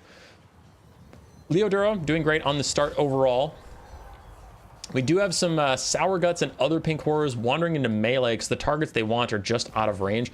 Unfortunately, I know it sucks, but they're going to have to work their way front to back. They're going to have to get through this skeleton front line and then wander closer to these guys because Leodoro has really good positioning here. This is optimal positioning, by the way. If there's no threat of being flanked, you need to push your front line way up and keep your ranged units way back. And I see this happen too often where, like, the Chosen of the Gods will be right here, and then the pink horrors can all shoot them and stuff, right? And you can just ignore the front line. But if you have the superiority, there's no downside to pushing your front line forward, because you outrange the pink horrors, so you can trade against them. They can't counter trade until they get through all your front line, and that's just really good stuff. So this is really good battlefield positioning from Leodoro. I can't praise it highly enough. He's doing really great. Now, the game's still kind of close. Damage value is a little bit of a lead for Leodoro. Balance of power is 50-50, and that's because, like I said, the front line's going poorly. Zongors are going straight through these guys. Pink and blue horrors are firing at what they can and getting good damage out. Oof. The Sphinx Usef tries to disrupt the backline, but he's an anti-large duelist, so he's not going to get that much damage out that quickly, and he is getting pin cushioned right now by all these guys. Now, he does have fire resistance a little bit, which is decent. It's fine. Chosen the Gods getting their damage out as they can. They get a lot of damage, but they're running a little low on ammo, and they have less obvious targets left. There's no like Chaos Knights of Tzeentch or big, super expensive, hey, shoot me things. So now they're just kind of firing at pink and blue horrors, which is fine, but it's not game-endingly critical. Like if you watch the Fireborn get lit up by Chosen the Gods, you just want to FF immediately. Like you're not having that. Zongors have gotten through the front line, so now this gets awkward because they should just be sprinting straight at the Chosen the Gods and forcing the Ushapti back and back and back, and they'll spend most of their time kiting and less time shooting while you kill the rest of their skeletons, while you kite out the Ushapti summon, while you hurt the Sphinx Usef. So this is really good for Tzeentch here. We have some skirmishers rallying back, and now do you shop to use some of their ammo and time finishing off these guys again? You kind of have to, but it doesn't feel good. And Cetra got hit with a big old final transmutation, so Cetra's very low. It is very even. Dark Horse is still lagging a little bit in the damage value, but damage value can be deceptive in a lot of ways. Certain spells are bugged, so they don't count towards it, and crumbling doesn't count towards it because you're not dealing damage. The Tomb Kings are dealing damage to themselves. So honestly, for this game, ignore the gold damage value. The balance of power is much more correct. This game is very close to even, maybe slightly Tomb Kings favored, but there is a fraudulent full health Ushapti that's about to disappear. So I would honestly put this at 50-50. This is anyone's game from this point. Ushapti are very healthy, but they're running low on ammunition, so soon they'll just be half-assed melee units. And the Sphinx at Usef is a little scary. That's the big win condition for the Tomb Kings right now, because Cetra's too low to be a true win condition. The next final transmutation is going to take him out. For Tzeentch, you have a lot of infantry, which we just played a Nurgle game where I said infantry push is hard to win with, and that's still true. So I'm a little worried about that. But your Lord in the Sky is safe and sound. The Tomb Kings, like, literally can't kill him. They don't have the ammunition left on enough things to damage him. So your Lord is purely safe. He can sit up here. He can cycle charge. He can use spells. And I mean, Cetra's going to die. Don't overcast that. Please don't overcast that. Please don't overcast that.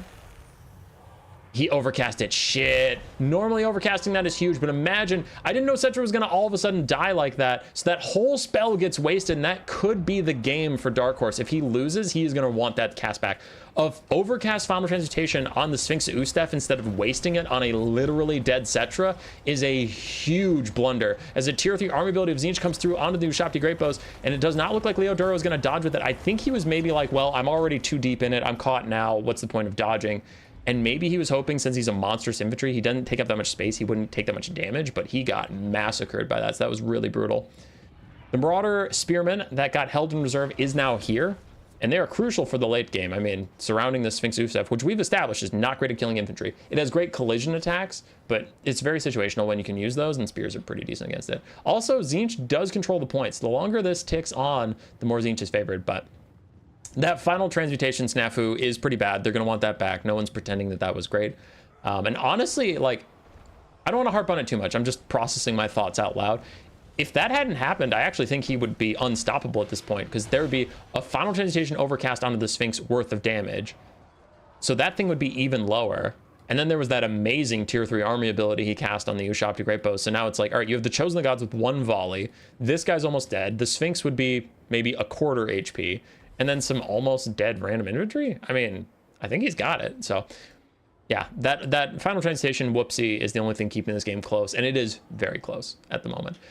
We still have regular Ushapti with 4 volleys that don't do too much damage against infantry, but you could fall back. I don't know if you want to use him on the Herald of Tzeentch. Again, he is full HP, teeny tiny, and full barriers. I think, unfortunately, you just have to accept the Tzeentch caster is going to die when this game ends, and you can't force that issue. So yeah, I would use it on some of the more elite infantry targets you have left, and we need to see if the Sphinx can manage to get good collision attack angles, which is tough. It's tough to do in a game where you don't have infantry anymore. It's easy when you have infantry holding everybody in place, you can pick and choose, but when they're swarming around you, you've got to find distance between you and them, and then you've got to find a target behind them you can attack, so you go flying through them. It's pretty hard. We do have some skirmish cav coming back. 7 volleys left. They can do decent damage to these pink horrors and at least get rid of any ranged potential that the Tzeentchians have, so they can't continue to shoot at the Sphinx Usef or something like that. Chosen of the Gods running around in the background. 1 volley left on them. 1 volley of nasty cluster shot that they could fire at this giant blob, but it is what it is. Looks like for now they're going to try and fight their way out of those blue horrors. In melee, they're still Ushapti. They still have decent anti-infantry potential. So they'll do okay.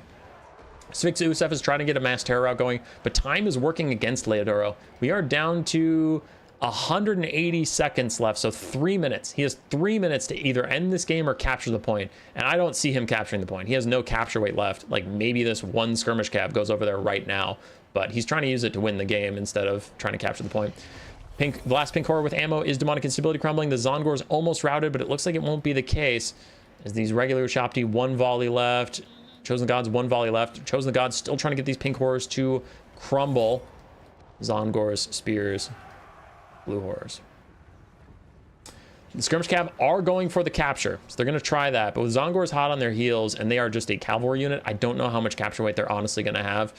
I'm not saying he has great options. Leodoro is very much back against the wall right now, but I think his best option is to try an army loss and win. I don't know if he, I literally don't know if he can capture it all in time. But here's the big problem. That huge cluster shot the Chosen of the Gods came in, and the under artillery fire debuff, attacked by artillery -8, plus the terror causing of the Sphinx does cause a mass route in from the Zongors. Now there is that problematic, previously forgotten, full health Marauder Spear. He's the only one not low enough HP to either be a terror route threat or a demonic instability threat. So unironically, maybe it was planned, but that late game unbreakable spear, not unbreakable, but you know, full HP at this late in the game is pretty much unbreakable, could be a problem. The Sphinx Usef is trying to get back to help his skirmish cav capture the point. The Tomb Kings are in a desperate race to capture that point. As the skirmish cav are coming off of it, I don't know if they can do that. Okay, he's being very careful. He wanted to get in range to use his ammo, but not get off the point. He has 80 seconds, 87 seconds left to take that point, and he's trying to. The Lord lands in. Yeah. No one cares. He's flying. He has 0 capture weight.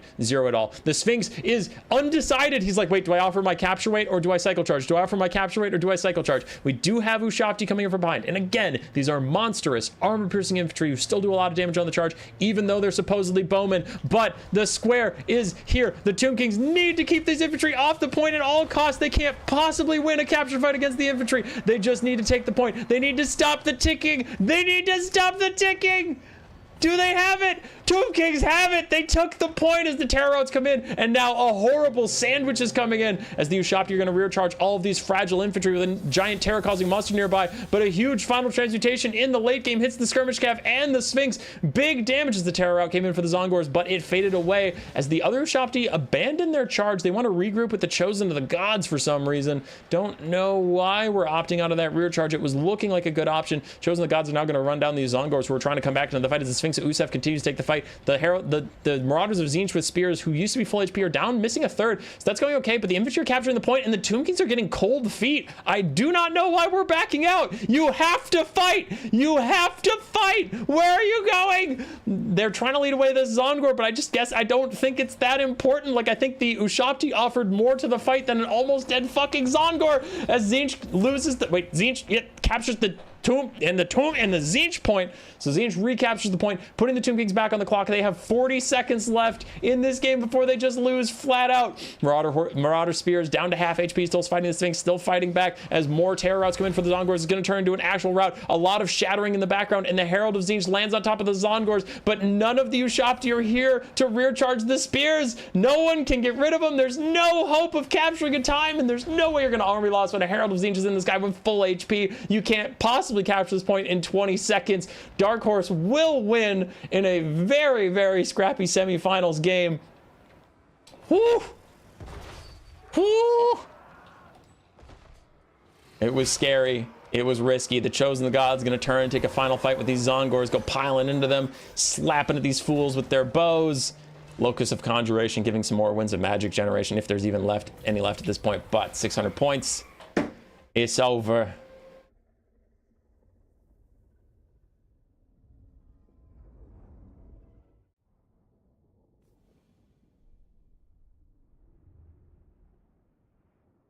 You want big, strong guys that also got numbers? Go with the greenskins. Yeah. Vomit flamethrowers are things I do have. Yeah, I am a 40k absolute noob. All the lore I know about 40k, I learned from Darktide, my friends who play Darktide, Space Marine 2, and random anecdotes from people talking to me about Warhammer lore, because I know a lot of fantasy lore at this point. I've read almost all the books, but I don't know a lot of 40k at all.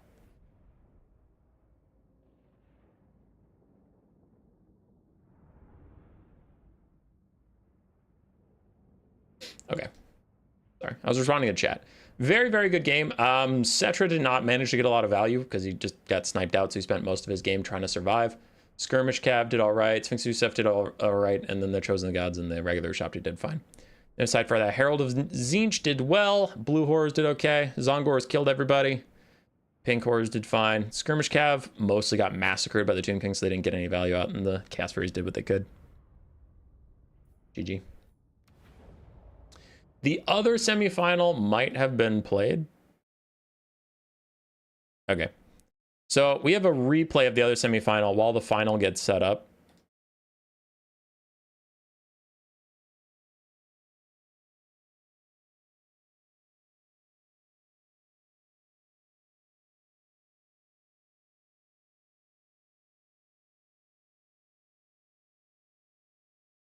Would like to play in this, but I'm super new to PvP.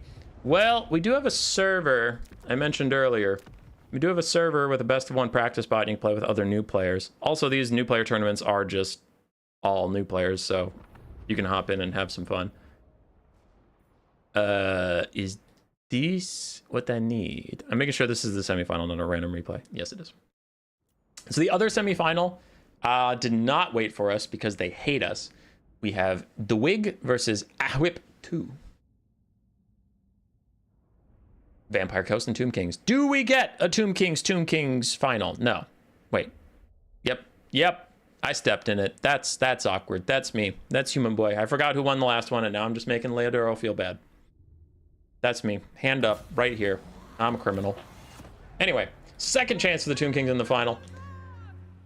We have The Wig versus Ahwip. For Dwig, the Vampire Coast, a front line of deckhand mobs, 3 bomber mobs following them up, handgunners, 5 handgunners, a couple halberds back here, and then triple carronade and a Morngul, the Night Terrors. You have Slosher Deerfawn up on her Crabbo, their Knights, Errant Summon, and then Tide Call. Now, aside for the Tomb Kings, a vanguard force of Skeleton Horse Archers and Skeleton Horsemen. Then we have a single Bone Giant, the Chosen Gods of Shopgrapo ROR, a Hyro Titan again, interestingly enough, 3 Skeleton Archers, Skeleton Spearmen, and Skeleton Warriors, and then Aachen Ziblak with just Spirit Leech for a spell. This map is giga gigantic, so I'm going to fast forward while the armies get in range of each other. Boom. Okay, we're here. So the carronades don't actually have the best angles of fire on this map. It's a huge map, but you can see it's mostly uphill. So sometimes they'll be able to hit stuff like they're hitting the Chosen of the Gods, but don't be surprised if later in the game they get obstructed for literally no reason. It's because the map is a giant hill.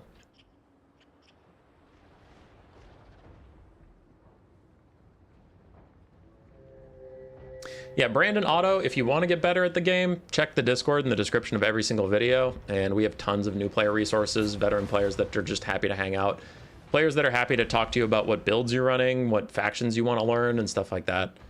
And then there's like, the game is very creative, as I hope you've seen through this stream. There's a lot of builds that end up working, because there's like meta units and meta builds, but that doesn't mean it's the only build. It's just like, there's some stuff that's objectively terrible, there's some stuff that's strong, but within there's a lot of wiggle room.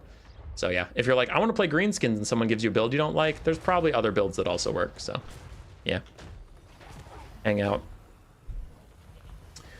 Carronades still firing uphill. Chosen the Gods fall back a little bit. It looks like Carronades are having a hard time hitting them. One of the Carronades is going to move on to the Bone Giant, but the Vanguard Horse Force is in full effect.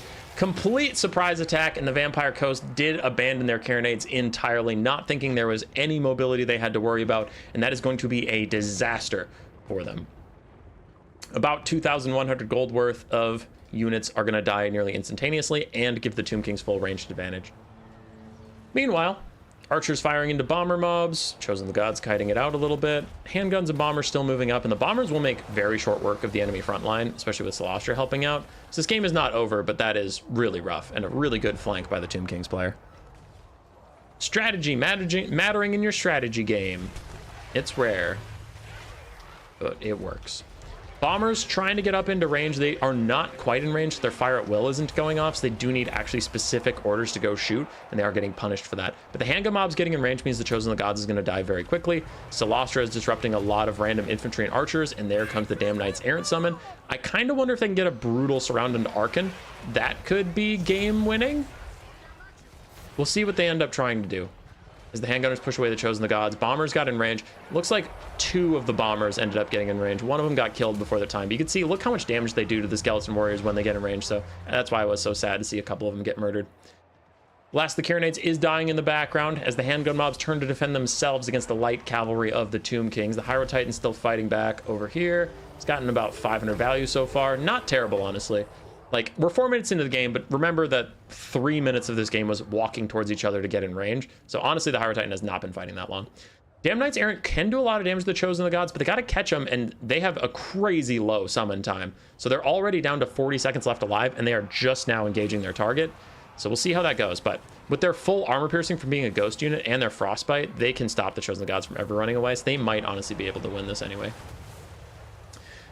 Celestia took a lot of damage from something. Bone Giant, got it.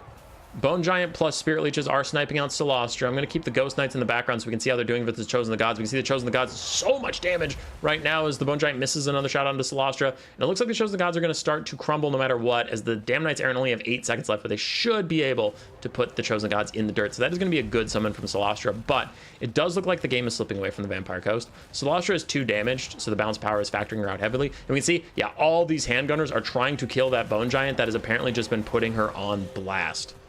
Bone Giant with 800 value, so it can't have just been the Bone Giant. And we know the Chosen of the Gods were running, so I don't know what exactly got all this value onto Celestia, but something killed our sweet lady of Bretonnia.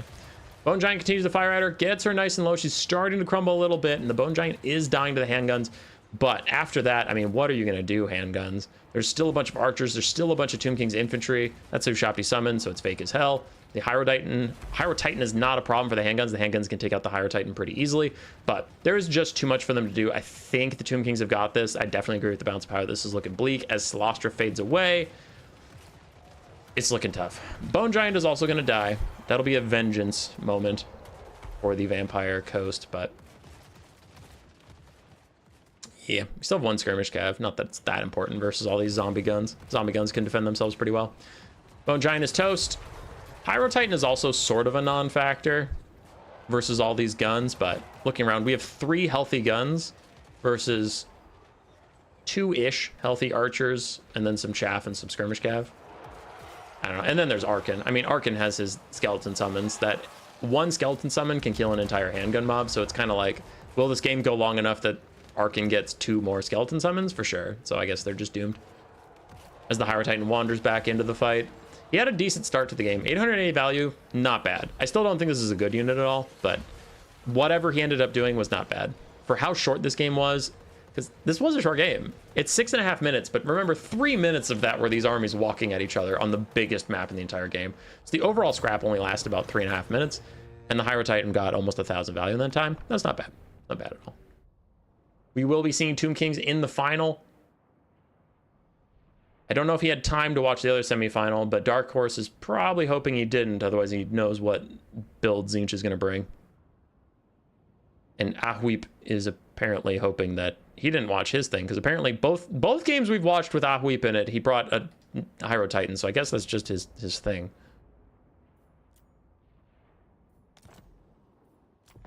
Chat's popping off, but I do have to get to my final.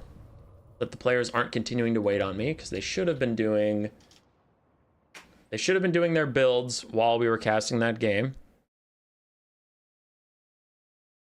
So we should be getting into the final very, very soon.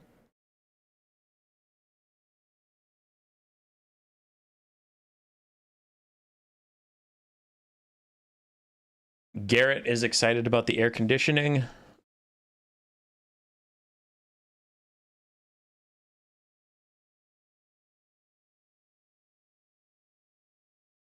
Skaven dude, it's happening. There's a patch incoming. Norsca Marauders can finally get that extra walking speed to make them viable. Hell yeah, Trogdor. Also, what patch are you talking about? Are you talking about the patch next week that CA announced? Just making sure before I like say something stupid. And then you're like, no, not that, idiot. Dumbass.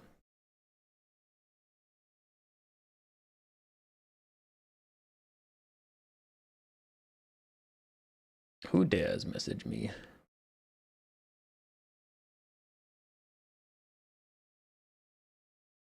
Yeah. Yeah. I'm not going to say too much on it, honestly. I can only talk about what CA's announced publicly, and that was not a lot, to be honest. They announced that they're going to rework magic items, which I always thought were a bit clunky, but it depends on what that means. If I'm excited, like, are they reworking a bunch of the items? Or are they just reworking the menu system or the forging system, which is still cool. I'm not saying that's a bad upgrade, but it's like, if they retooled every item in the game, then I'm more hype than if they just did a menu one. If they, what else is in the patch? Like, is there buffs and nerfs for units I care about in multiplayer? So, yeah. And it's hard because, like, I am not allowed to talk about it because I'm in the content creator program and early access and all that shit. I don't have early access to everything all the time, but I am in the channels where we talk to Creative Assembly about units overperforming. Like, I'm constantly bitching about the Thunder Barge, and the campaign players are like, shut the fuck up, idiot. And I'm like, no, you shut the fuck up, idiot. And then they go, no, you shut up. And then we get in a fight. But anyway, point being is, behind the scenes, if a CA person tells me like, oh yeah, we're adding 700 gold to the Thunder Barge, have I seen the patch? No, but they told me it was in there, so then I assume it's going to be in there. So anyway, when you ask me what I think about the patch, sometimes I get a little cagey, and that's because I don't have a perfect memory of like, okay, what was public, what's early access, or what's something that's neither public or early access, but I just talked to the creators about. Well, that's a big pile of information that I have to sort out in a moment, and if I just stumble and say like, oh yeah, CA confirmed the third faction for the DLC was, I don't know, I'm trying to think of something ridiculous, Nurgle. And then people are like, what? And then I get in trouble and I get kicked out of the content creator program. So whenever people ask me about like, what do you think of the patch? I don't want to be like, my first reaction is always like, huh? Oh, wait, who knows that? Do I know? Who know? You know, I'm not going to answer this question anymore.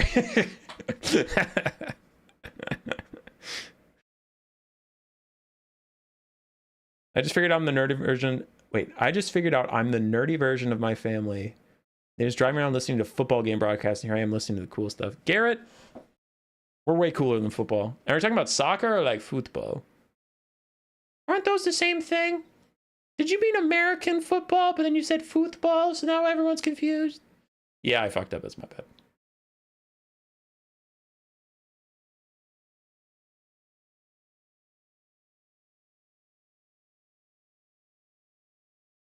I could have reworked something more important, as I think the items were okay. So here's what I will say, without going into details, because I forget what is known and what isn't known and what's even supposed to be known.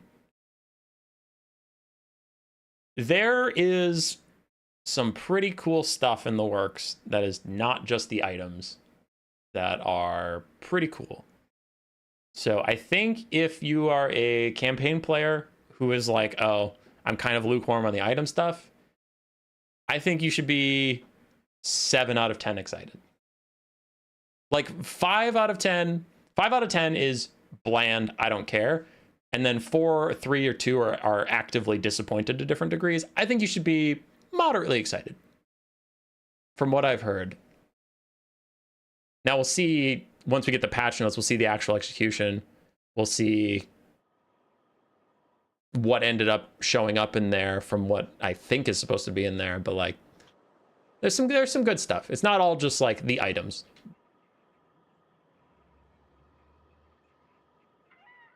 Okay, here we go. So what do we have? What's going on in the finals? This is the final game. We have Ahwip with his Hyro Titan that he insists on taking every single game versus Dark Horse with Tzeentch. For the Tomb Kings, we have the Chosen Gods of Shrapnel Great Bow, Arwar, and the Bone Giant, the Hyro Titan, the Mandatory Hyro Titan, a Tomb Scorpion, and then a backline of Skeleton Spears, a frontline of Skeleton Warriors, and DJ Kotep with his Lich Staff to reset Tzeentch's precious cooldowns at every opportunity, with Vengeance and Curse Blades for spells, and Sandstorm, the Bound ability. We also have 1 Nekar Horseman in the Vanguard off in the trees. Ooh, 3 Nekar Horsemen and a Skeleton Horseman. Then aside for Tzeentch, 4 Marauder Horsemen, 2 Chaos Furies of Tzeentch, 4 Zongors, and then a bunch of blue and pink horrors, including the Sour Guts, and we have the Herald of Tzeentch. Yes, he kept his build the same from the semifinals. He was fighting Tomb Kings. He beat the Tomb Kings with this build. I can see why he wouldn't change it. Now, it is risky when you're playing a tournament that's being streamed. Taking the exact same build can be a bit of a mind game, because if your opponent saw it and drafted to counter it, you can get fucked. But they might think you think that, and then they take whatever build they were going to take anyway, and they don't counter your build at all because they assume you were going to switch it and then you didn't switch it. So yeah, playing the same matchup on a streamed tournament can get a little wonky. But we're here. Zongors did use the Vanguard, and they're going to get Skullstormed on. Get Skullstormed, idiot! Anyway, they did use the Vanguard. I worry they're a little too far ahead of their blue and pink horrors, but we'll see. It's not egregious, but I just worry they're going to get to that front line and not have the Overwatch support fire. Chaos Furies of Tzeentch and the Marauder Horsemen moving around on the sides. The flank dominance is still in the Tomb King's favor. Last time it was due to artillery. For Leodoro, he had extra artillery support, extra archer support, horse archer support, all that stuff. Now it's melee cavalry that's going to beat up on the skirmish cav and the Chaos Furies. So still, I think Tzeentch is going to have a pretty bad time getting any good skirmish engagements, but Tequila Sunset and the viewers just joined. Tequila Sunset, I'm usually rating you. What the hell is this? Kotep's cooldown resets are going to be annoying for the Herald of Tzeentch, but the Herald of Tzeentch's final transmutation should be very impactful on Kotep, who has a much lower HP pool than Cetra did. And the Marauders of Spears are not forgotten this time, though this time Tzeentch is not capturing that victory point, which was crucial to his victory last time, so maybe the Tactical Reserve Spears taking the point was actually better. Who knows? The Nekar Horsemen are starting to get onto the back line. Pink and blue horrors are hybrid units. They can fight decently well, especially against dogshit-ass undead light cavalry, which it's priced to be dogshit, but it's not like it's going to insta-kill the pink horrors or anything. We do have some more skirmish cav trying to get involved. And how are the damage values overall? Once again, Tzeentch is winning the front line. Skeleton Warriors just cannot stand up to Zongors supported by pink and blue horrors. That's just not a thing that should happen. If they did, if Zongors lost to Skeleton Warriors, I'd be so pissed. So we're not surprised, but that does put the Tomb Kings on a timer, and then you're going to be on a very uncomfortable timer. As the Chosen Gods will be forced back into the skirmish cav or light cavalry or whatever as the Zongors chase them. So yeah, Tomb Kings pretty worried about losing that front line. Hyro Titan's trying to get involved, and I don't want to be a jerk, and if he wins, then he wins. But I honestly think this is the game that having the Hyro Titan is really going to hurt Ahwip for the first time. Because we've been watching him crush fools with these Tomb Kings, and that Hyro Titan has been doing either bad or okay, but that much funds not providing battlefield space as Tzeentch is just winning the front line and running around a skirmish cav, I'm super worried. This skirmish cav is strangely not getting a lot of shots off, though. Like, where's their ammunition going? I've been watching them out of the corner of my eye, and they are not hitting the Chosen Gods, so I don't know what they're shooting at. Come on. Come on. Why are you guys shooting at the spearmen? What the hell is going on? Like, half of them aren't shooting. You seeing this? So few of the models are shooting. What are all these guys doing? What are all these guys doing? Ranged units, baby. Ranged units. So good. Ranged units are so good, human boy. I don't know why you keep complaining about ranged units. You just want to play your ranged Skaven and not have them jank out like motherfuckers all day long. I hate it, man. Why? These units like literally can't throw. These ones I'm circling right here, they haven't thrown in like 50 years. The ones up here are throwing, the ones down here ain't throwing. God damn it. Okay, whatever. If he loses this game, it's not his fault, it's not my fault, it's not anybody's fault. I take no responsibility for this because his fucking skirmish cavalry aren't doing anything. Now they throw a little bit as another final transmutation hurts Kotep a little bit. Now, is he playing perfectly? No. The skirmish cav keep getting caught in melee by foot skeleton spearmen, which are some of the slowest spearmen in the game. Sure, he's fucking that up. Fine. But that jank about them not throwing is not his fault. I refuse to believe this. Ushapti's summon is out. 50 seconds left on it before it fades away, so that's pretty fine. The Tzeentch caster is helping to snipe out Kotep, and the skirmish cav are getting their little pokes in too. Just trying to get rid of him so that the Herald of Tzeentch doesn't get his cooldowns canceled anymore. All that stuff is pretty fine. Skirmish cav get hit with the Hyro Titan's Shem's Burning Gaze, forces them back. Kotep's getting very low. I hope his next cast is an overcast Final Transmutation, because that could actually kill Kotep and really help him out here. The Zongor front line is still holding on. They have taken a lot of damage this time, because this front line is a little better than Leodoro's was, especially with the assistance of a Hyro Titan. But, you know, we still have some Zongors over here vibing around. Blue Horse still doing okay. And a lot of these Tomb King's infantry flags are super low, so then they'll all fade away soon. This Herald of Tzeentch needs to keep moving, though. He's sitting right in front of the Chosen Gods, taking a bunch of free damage, and the Bone Giant was also trying to snipe him. He needs to keep going, keep going. Where are you going? No, no, no, don't walk into your death. Oh, no. Oh, no, no, no. Is that overcast? Please tell me it's overcast. Please, please, please, please, bro. Why did you cancel it? Oh, he canceled it for the Chromatic Atone, but that's greedy. That was so greedy, because now the curse incantation to curse blades of cursedness. Now he's on a 15-second cooldown, so he can't cast, and the Chosen Gods and the Bone Giant are probably going to harass him a little bit more. The game is slipping away from Dark Horses. Ahwip takes a 2-to-1 damage value lead. Still, we have Zongors and Blue Horrors grinding with all these random Tomb King's infantry, but some skirmish cav micro lapses, a couple slightly greedy plays are going to cost him, unfortunately, and it looks like the Tomb Kings will win the tournament after all. We have a very Tomb Kings heavy day. Bone Giant is just being forced to pivot constantly to go after the Herald of Tzeentch of Metal, who is trying to get that Final Transmutation onto Grand Hierophant Kotep. But it might be too little too late. It is overcast, so Kotep will die, which is pretty huge. Bone Giant's still trying to hit the Herald of Tzeentch, who does need to keep dodging. Another Doom Bolt is going to hit the Chosen of the Gods. We had a bunch of units shatter. Honestly, so many units shattered all at the same time. Bone Giant shots coming in clutch. Anyway, so many units all shattered at the same time that I thought Army Losses was hitting. Oh, Bone Giant barely misses as the Bound Spirit Leech does take the Herald of Tzeentch down low enough that Army Losses will take hold. It looks like Ahwip 2 will win our new player conquest tournament.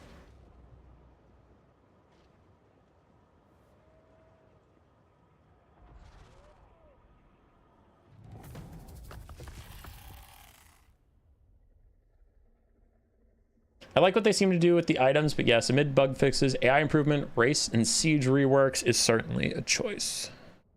It's certainly a choice, got it. Blood Knight's Sword and Shield and the Hobgoblin Bolt Throw, yeah, those were in the dev blog. For sure, for sure, for sure. But like, all right, before anybody goes and tattles on me to Daddy CA, like the stuff I'm talking about is super generic, but like when I'm talking about, I mean, Grieven brought it up, but like, everyone and their grandmother is complaining about sieges, right? The pathing is terrible in all those buildings. You know, getting through the gate is very buggy. Sieges are just slow and awkward. So when I go to CA and I say, hey, sieges are slow and awkward, everyone's complaining about it, and every other campaign creator also complains to CA, and then CA tells us, yeah, we're working on that. We're hoping it'll come out in summer of 2024 or something, right? I'm picking a past date so you don't think I'm leaking something. Like, it's that kind of stuff. So when I see a dev blog and they're talking about this item rework, I'm like, well, I remember this person talking to us and they said they wanted this thing to come out around this time. So I wouldn't be shocked if they also like threw in, they didn't post it in a dev blog, but they threw in like, you know, oh, we fixed the gate bug on sieges. We made pathing a lot more consistent around things, like around buildings, and then you're like, wow, okay, that's a pretty big change for sieges, but they didn't mention it in their dev blog. So it's things like that. I'm not trying to leak any crazy stuff, but it's like a lot of the changes are obvious changes people have been asking about for a while, and I see CA talking about them, and I see them talking about it in a way that those things are about to launch, and then I'm like, oh, okay, that's something to be excited about. But it's not going to shock people, you know? I think you should be excited about the changes that are coming, but I don't think they're changes that you're going to be like, holy fuck, I couldn't even imagine this. It's like, oh my God, that thing I've been complaining about forever got fixed. That's so cool. It's like, yeah, I mean, it's not hard to, once you see it, you're not going to be like, holy fuck, they added that. It's going to be like, oh, finally they added that, but it's still a good thing when it gets added.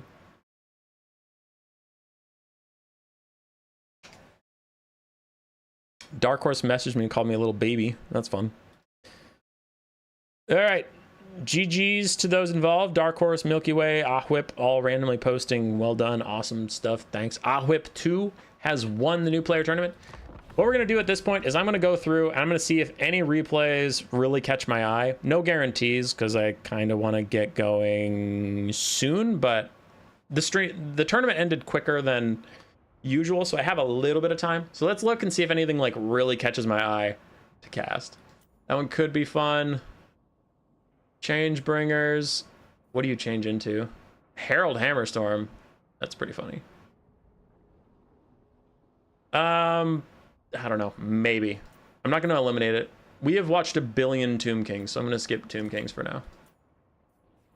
Nurgle Beastmen. I feel like we watched that. No, that's a Jabber Scythe. We didn't watch that. It's just different. Okay. Nurgle Chaos Dwarves. Are you on a shrine? You're not on a shrine. Okay.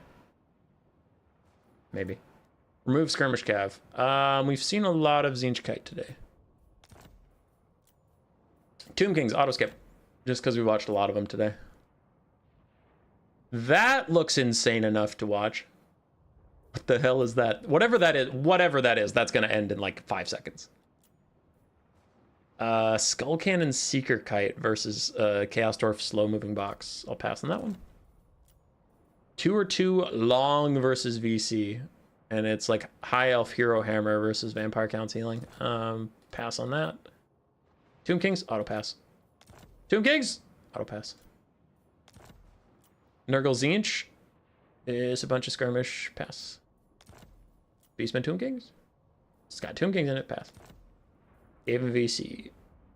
That's Vampire Coast, not Vampire Counts. So when you say VC, you're wrong, because VP is Vampire Coast, Vampirates. Okay, so we narrowed it down. What of these do I actually feel like casting? We only got 1 End of the Lion game in today. And we do love End of the Lion. Oh, there's 2 End of the Lion games. Okay, we only got 1 Hoverino Bomberino game in two today. But it's poopy, stinky Changebringers. Ugh, it's poopy, stinky.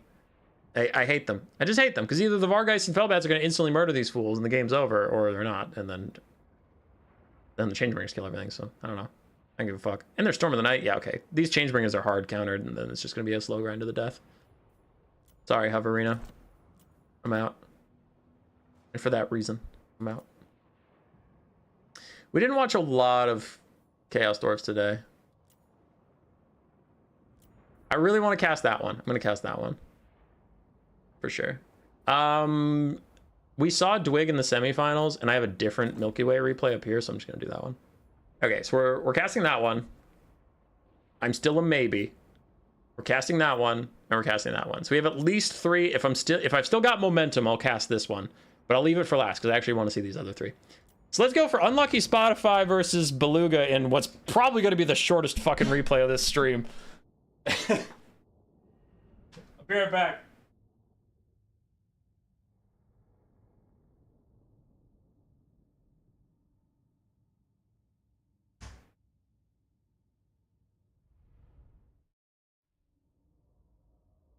One way or another, if these two are sprinting into each other and dying. All right, 1 sec.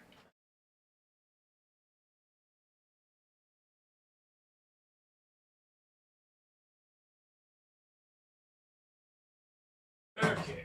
No important text from the wife. She's out and about, so I was just making sure she wasn't texting me like... My car is dead. Please come pick me up. And I've just been casting a video game.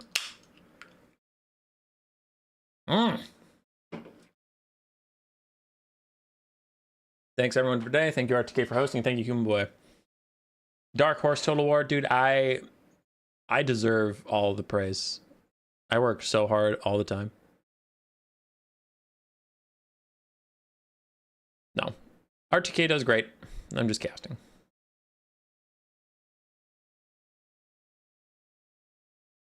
No Queek Gaming. Queek Gaming's still up there. It's up on the thing. All right, for the builds, you saw them on the way in. And these are just, again, we watched the finals. Congratulations to the Tomb King player that won. These are just random replays that caught my eye. Just for fun. We have Arbal the Undefeated, Forsaken Frontline of Khorne, 1 Soul Grinder of Khorne, 3 Blood Crushers as well. On the other side for the Demons of Chaos of Beluga, we have some Seekers, the Eternal Entourage, Heartseeker ROR. We do have a Herald of Tzeentch with Final Transmutation, the Hellforge Bellowers, Skull Cannon ROR, and 3 Chaos Furies of Khorne. You do a lot for the community, bud. Much appreciated. I'm out here trying. Arbal has 50% spell resistance. God damn. Yeah, he didn't care about that Final Trans at all. Oh, infantry are not doing well in the current meta, brothers. As we see the Demons of Chaos take literally no infantry. They're just shooting the Forsaken. All right, somehow this is turning into a kite game. I saw 3 Blood Crushers and 6 Seekers, and I was like, these guys are gonna fight. And then Beluga's kiting him, kiting my boy. Soul Grinder overextends. Looks like he was getting frustrated and getting kited, so we ran up there with the shotgun knees, and Seeker said, okay, we'll surround you. We'll eat you. We'll tear you limb from limb, as the Seekers are just dominating this poor fool. Soul Grinder Khorne is almost dead. Blood Crushers did get a fight with the Chaos Furies of Khorne, but it was all a bait. It was just a distraction so that the Seekers could get good engagements. This is what we wanted out of this replay. I want to see some hype, demonic cavalry fighting. Spawn of Khorne is out from the Chaos Furies that were demonic disability crumbling. He did manage to get his Chaos Spawn summon out, so these Seekers are in a little bit of trouble, but they should still get a favorable overall trade, as the Eternal Entourage are getting forgotten by Beluga, and it looks like that doesn't even matter, because Khorne had the audacity to check notes, waste money bringing infantry in the current meta. Tis a shame. Don't get me wrong, metas where you can just spam infantry and win games is pretty boring. No one's trying to say that infantry should be the end-all be-all, but I think they should have at least a reason to exist. And there's currently not a lot. Like, they're not terrible. I'm definitely overselling it a bit. It's not like infantry are useless. It is just, I get frustrated as an infantry enjoyer, where it's like, I mean, things like this happen. Like, literally, that Forsaken was full HP a second ago, and it's fucking dead, and the stuff it's fighting has taken 0 damage. It just feels bad. I get annoyed. I get angry. As the Seekers continue to run around, get another fight with the Blood Crushers. Looks like they got another favorable engagement, so they're going to take out the 3rd and final Blood Crusher, and that should just be the end. I honestly wouldn't be shocked if Khorne got army lost at that point, because this Chaos Spawn's not real, so it's going to disappear. Arball's half HP. The Forsaken are all almost dead. The Soul Grinder is dead. So once you lose this last Blood Crusher, I think the bounce power is just going to tip too far against them, because we still have the Eternal Entourage literally not participating. 0 value. So those guys are about to join the fight, and then it's going to get even worse. So wait, I'm still calling it. I called it a while ago. As soon as that Blood Crusher officially is off the map, army losses hits. And if I'm wrong, I'll shut down the stream immediately. Up! Up! Oh, shit! Oh, no! It's got to be the end of the stream now, because I was wrong! Damn, I was so sure! I was so sure as soon as that Blood Crusher was dead, this game was going to end. That's insane. Whatever. Fuck you. This game sucks, because I was wrong once. I was worried Arball was unbreakable, so I was going to look like a chump anyway, but there we go. There's the army losses. I mean, well played from Beluga. He did good. He had a good build. He played it pretty well. Spotify just ran into, like, unlucky. You brought infantry blenders, and your opponent brought 0 infantry, and then you just were kind of shit out of luck.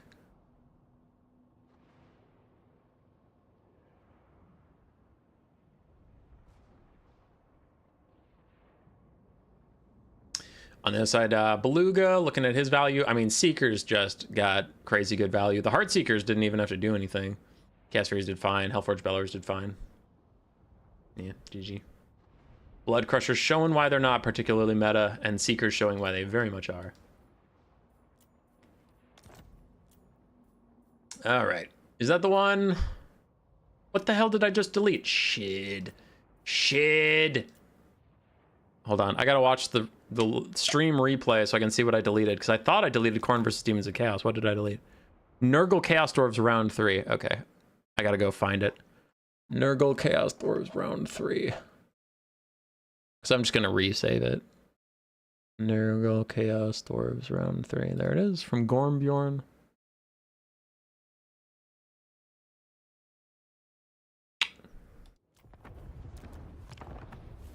There we go. We found it again. Yeah, since we're here, let's cast it. Let's do it.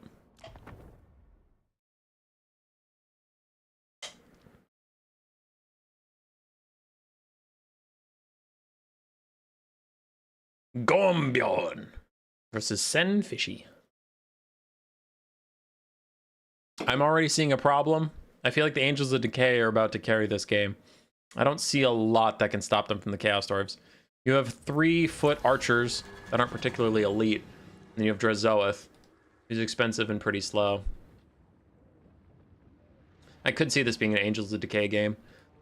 All right, for Nurgle, we have Chaos Furies of Nurgle, Angels of Decay, the Rotting Riders, Rot Knight ROR, very common stuff, and then 3 Pestigores and 1 Plague Toad, so very, very small Nurgle army here. We have a Chaos Lord of Nurgle, a Cultist of Nurgle with his Summon and Warrior's Bane, and then we have a Sorcerer of Nurgle with Rants of Visitations and Stream of Corruption. On the other side for Chaos Dwarves, we have frontline of Chaos Dwarf Warriors with Great Weapons and Orc Laborers, 3 Hobgoblin Archers, a Kadai Fireborn, 2 Bull Centaur Rangers with Great Weapons, a Bull Centaur Torok, and Drazoeth the Ashen. On his mount, Cinder Breath with Flames of Asgore is his only spell. All right, the Chaos Furies are now on to the Archers, trying to secure the way for the Rotting Riders and Angels of Decay to get their work done. Rot or Die and Father of Blades is popped, trying to give buffs for his allies, debuffs for his enemies, the yada yada, the usuals. Bull Centaur Rangers are into the back lane. Where are the Angels of Decay? They're there. That's why I kept moving my camera erratically as I was trying to figure out where they were. Bull Centaurs get a good rear charge on the Plague Toads, who are also under fire damage support, so I think we'll be seeing the Plague Toads make an early departure in this game, as the Pestigores are also instantly deleted. Other Pestigores not having a good time either, and the Chaos Furies are moving along. Their Chaos Furies are Nurgle, though, so they don't actually do that much damage. They do some. It's not, like, nothing, but they don't do that much damage that quickly, so all the Hobgoblin Archers are honestly fine, as the Angels of Decay walk into the fires of madness and have to use their grenades on the Hobgoblin Archers to try and save themselves. Knocking out a few models. Flames of Asgore out onto the last healthy Pestigore. So Nurgle quickly losing all of their infantry support. They're down to just single entities and the Rotting Riders. And the Angels of Decay, but no real infantry left. A Plague Bearer summon comes out of the Cultist for now, but it'll either die or it'll fade away. Regardless. Bull Centaur Renders getting crapped on by the Rotting Riders. Go Rotting Riders, go. And Drazoeth is in a bit of trouble. He's taking a 2v1 on with his Graven Scepter. You'd think he'd do well, but it's Drazoeth, so he contractually cannot do well. It's not allowed. His Angels of Decay are also sniping him out. He's getting no return value. And if you watched my Let's Play Chaos Dwarf stream and I said, Drazoeth kind of sucks, he is way too expensive for what he does, and you're watching this right now and you go, huh, Human Boy was right, I would just like to remind you that I'm usually fucking right. So maybe just get on board instead of dogging me in chat. Maybe next time I'm playing something and I go, hey, this character is unusable because of how expensive he is when he's not even that good, you shouldn't just come at me like, nah, dude, Zatan the Black is super good because his net is super good, and you're wrong, Human Boy, because I'm always fucking right. Drazoeth's dead already. He's dead. And if the haters were right, then Drazoeth would have killed both these characters and won the whole fucking game, because he costs like 9,000 gold and still doesn't do shit. He doesn't do shit. Anyway. Plague Bearers about to fade away, so Nurgle will be out of infantry as the last Bull Centaur Render charges straight in. They're going to try and get a nice 2v1 on the Chaos Lord and the Chaos Sorcerer.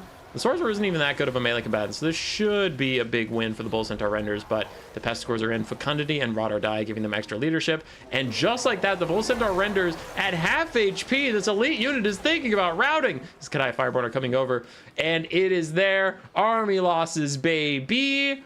The side that took more infantry got wrecked. Infantry stay winning.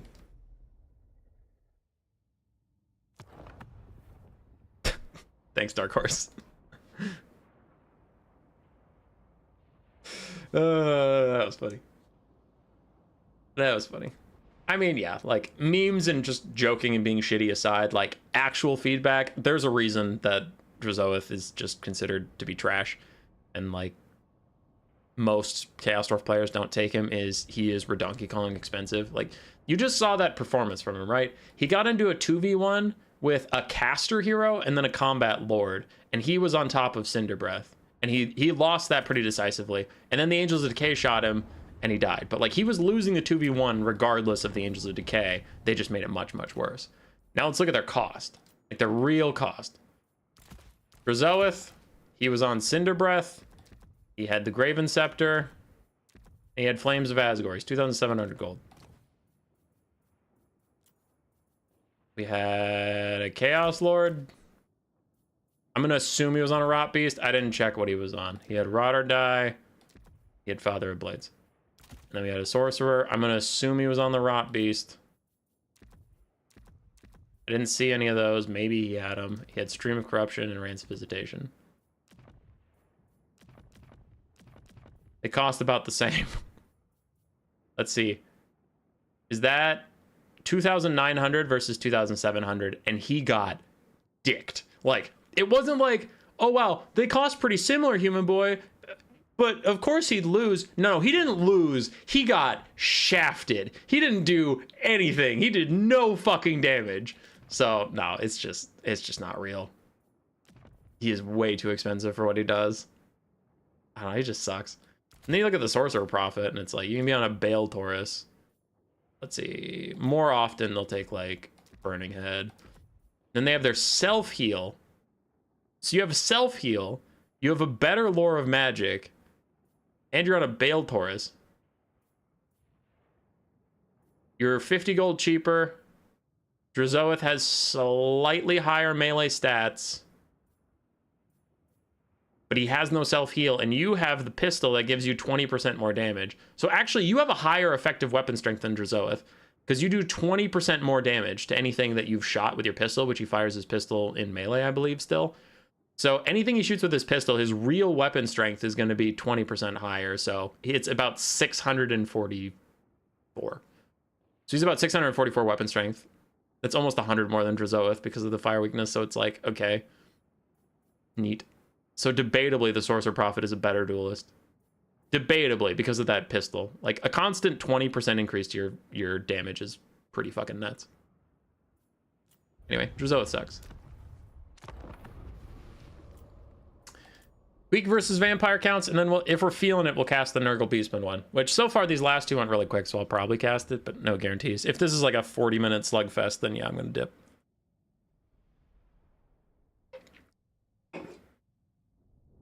Dark Horse, we enjoy the rants. My girlfriend laughs her head off. Good. Good. You're getting a big old thumbs up. Milky Way versus Enda the Lion. I feel like we're constantly singing Milky Way's praises, so I hope Enda the Lion wins this. I hope Enda the Lion just crushes Milky Way's soul, because he deserves it. Enda's a good guy. Anyway, I digress. Milky Way is also pretty chill, so I guess I have no one to root for. We have a front line of Clan Rat Spears, Rat Ogres, 2 Warp Lightning Cannons, one of which is Ikit Zap Zap. We have Queek Head Taker, a Hell Pit Abomination, a Warlock Engineer with Howling Warp Gale, Cleansing Ruin, and his Mortis Engine. Then we have some Night Runners, a Warp Grinder, and some Skaven Slave Slingers.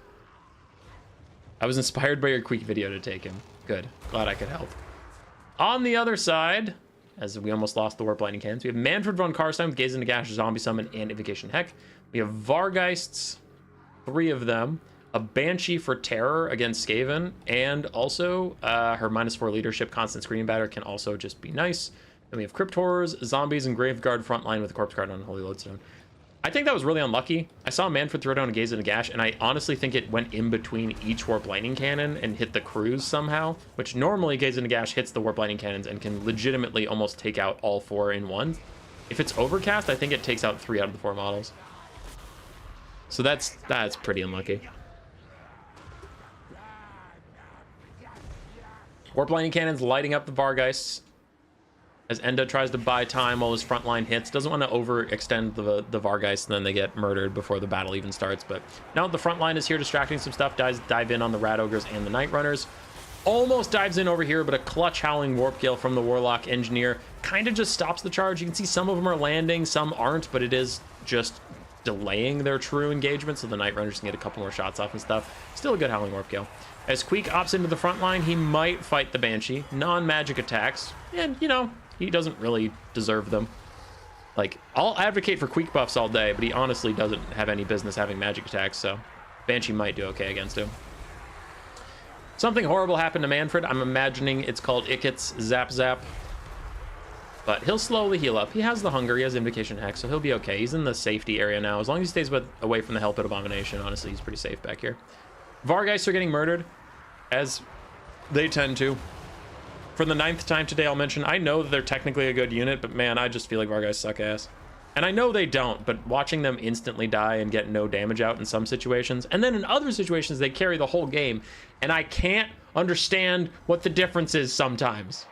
Sometimes it doesn't seem like there is a difference. Like that Tomb King game earlier, where the Vargeists all just surrounded Arkan and then didn't do any damage. Yeah, sometimes they'll just kill Arkan, sometimes they won't. I don't know what the difference is. Manfred is getting shot by Warp Lightning Cannons with Persistent Vigor, having a bad time. And is that the Cleansing Ruin that ends the game? That is the Flensing Ruin that ends the game. GG, because Manfred is for sure toast. Then without him, as we mentioned before, Skaven need their lords, and if their lords die, they lose the game. But second behind them is Vampire Counts, and if they lose their lords, the game's also over. And then, you remember the thing. You remember. You were there. So, since they're about to lose Manfred, they are one of the two factions I mentioned that when they lose their lord, they lose the game. So they're going to lose him. So they're going to lose the game. Manfred's actually not taking as much damage as I thought from that Flensing Ruin, so he's pretty low, but he's not dead yet as Queek goes for the duel of his life. Queek versus a corpse cart. And the corpse cart walks away slowly. The age-old counter that everyone has had to Queek Headtaker is, what if you just walk away from him?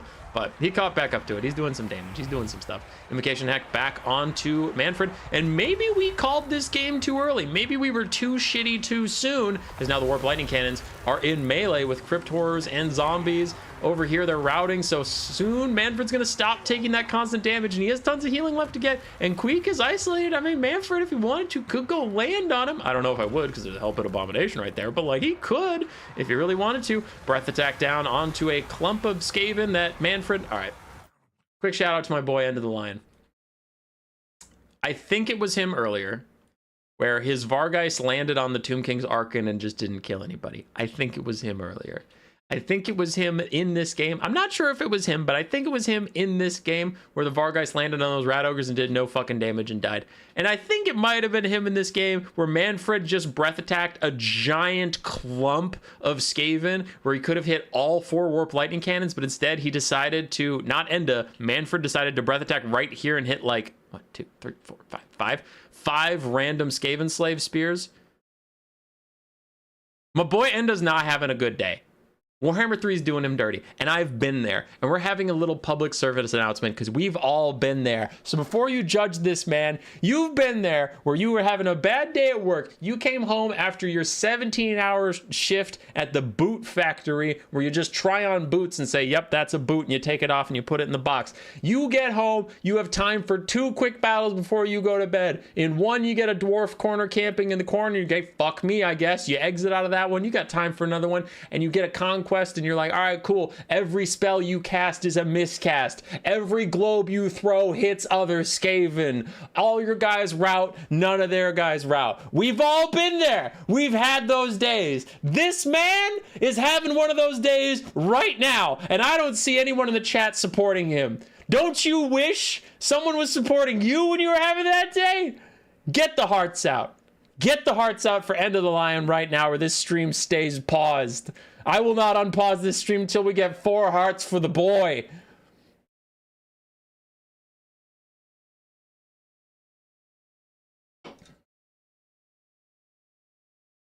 I will not unpause until we get four hearts.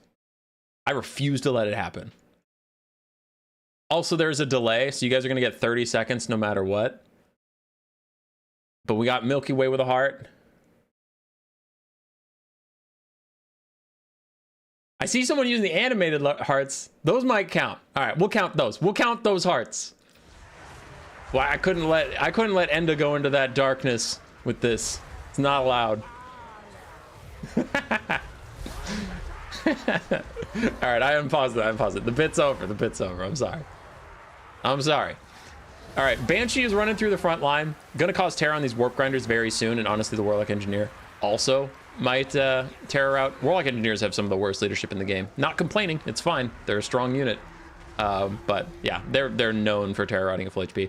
As Manfred dove down to the Hell Pit Abomination, I don't love this. Manny-Fred.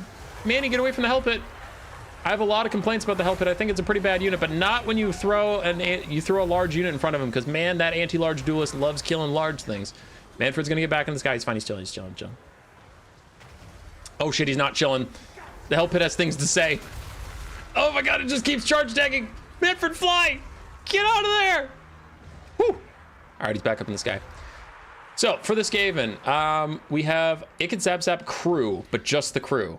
Remember, their Warp Lightning Cannons are way over here, so that unit is useless. All these guys are pretty low. The Warlock Engineer is getting sniped out by the Banshee, but the Banshee has to hurry up, because if she gets Flensing Ruined, it's over. She only has 3,000 HP, and mostly relies on physical resistance.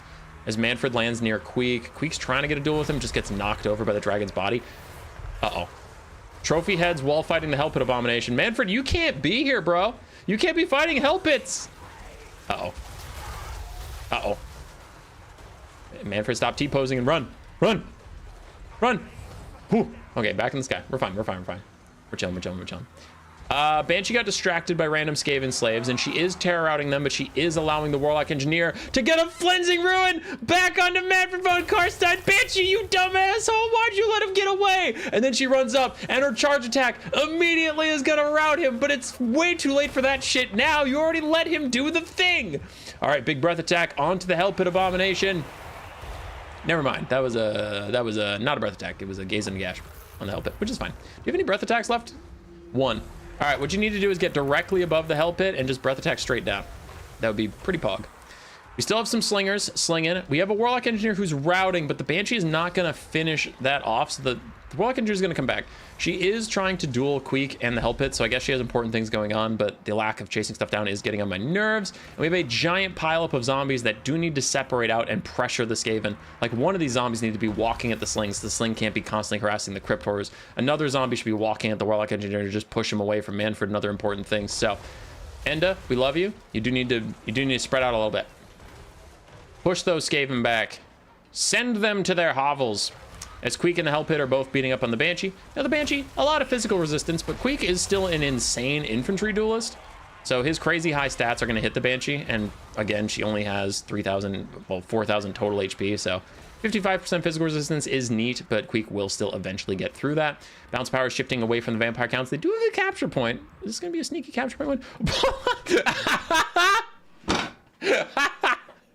I just noticed, I don't know if this is conscious, but like the Warlock Engineer was coming down the hill and he's running straight at Manfred. So Manfred on his dragon takes off from what he was doing over here and he flies away. Now it looks like he's going back at him, so it's not intentional, but it honestly looked like Manfred was running from the Warlock Engineer, which I don't blame him because I think he's about to get Flensing Ruined again. Yeah, he is. But it was so weird to see this Warlock Engineer just waddling towards Manfred, and Manfred was like, no, leave me alone. No, no, no. All right, big break from the Skaven, a lot of units routing away. And we are kind of getting to the point in the Skaven game where you're going to start seeing units shatter from just routing 3 times in a row.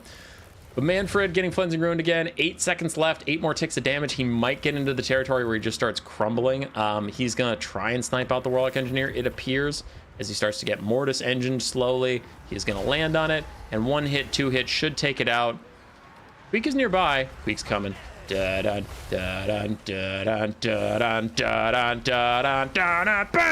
he misses his attack anyway. You worthless asshole. Manfred wasn't even looking at you and you missed. 2 HP. Manfred has 6 leadership as he gets back up into the sky with 2 HP. And Queek wanders back to his hovel as Manfred stays alive with 2 HP.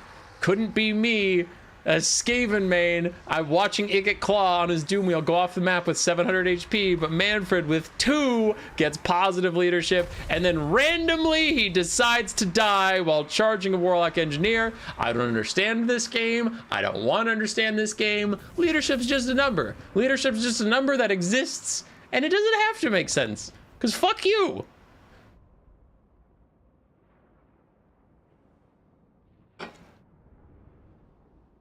Milky Way with a Queek dub.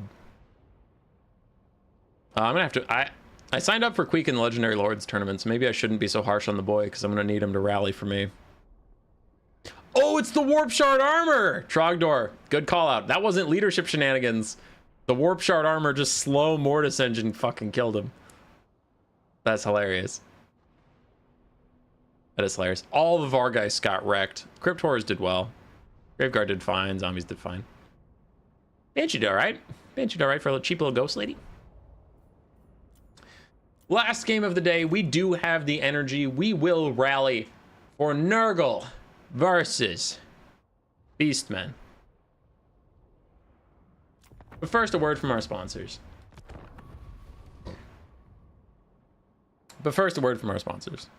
Do you ever want to just play a quick battle game? Do you ever get tired of casting other people's games, letting them have all the fun when you want to have the fun? Introducing Quick Battles.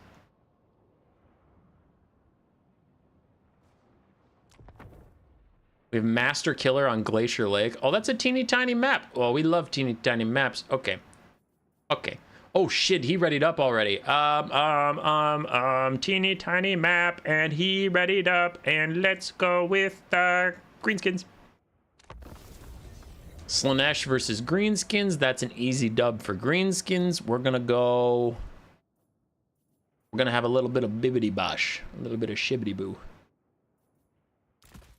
We have Grimgore, best of the best. Yo, next. Cut.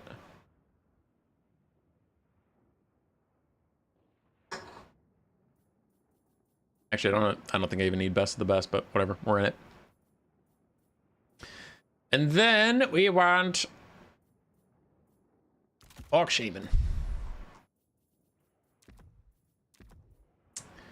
Fists of Gork. And power recharge. Yeah, sure, whatever, it's fine. Okay. So we're fighting Slaanesh, right? You're gonna have orc boys with spears, goblins with spears, and now all your seekers are dead. We can have a couple archers just to be a real tool. And then it's a teeny tiny map. So what you can do on a teeny tiny map is you can probably get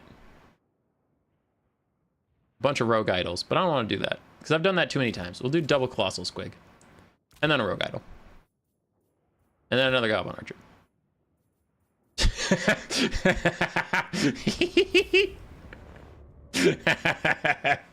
Get fucked, Slaanesh. Do you want to play PvP? I'm doing it.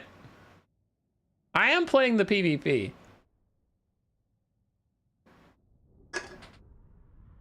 Human Boy playing with viewers. See, it's headlines like that that got me kicked out of several states.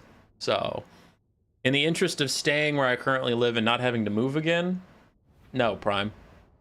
No.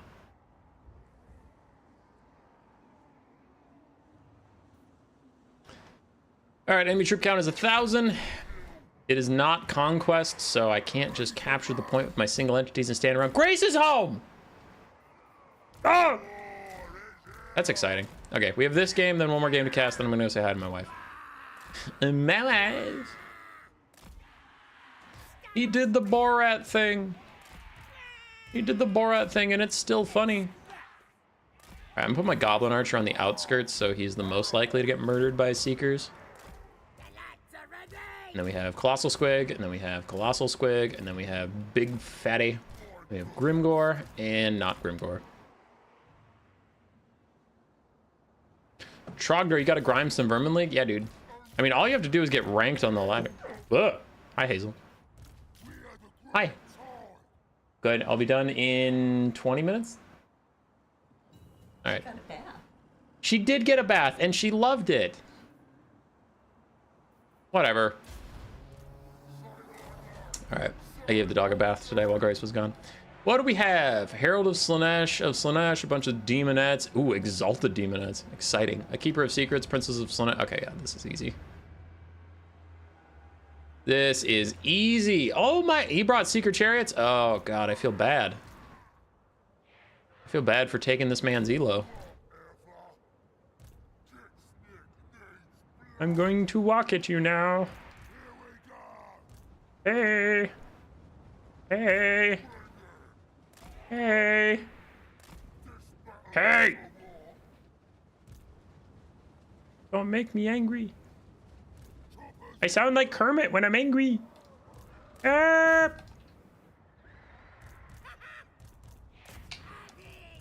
Okay. Archers, turn around and pincushion that thing.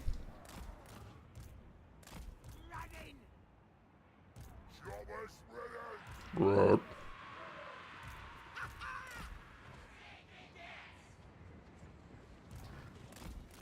Slaanesh is trying to guide me. This cannot be allowed. I forgot to put guard mode on my archers.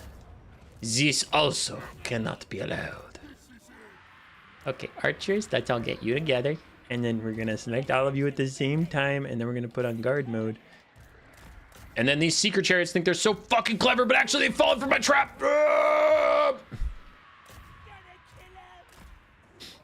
Human boy is a trap, confirmed.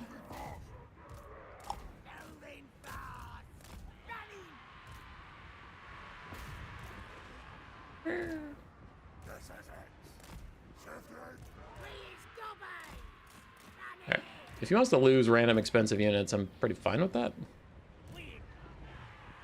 I mean, he lost 2 650 gold Furies for a lot of damage on a Goblin, which is 375 gold, and then half health off of a 500 gold Archer.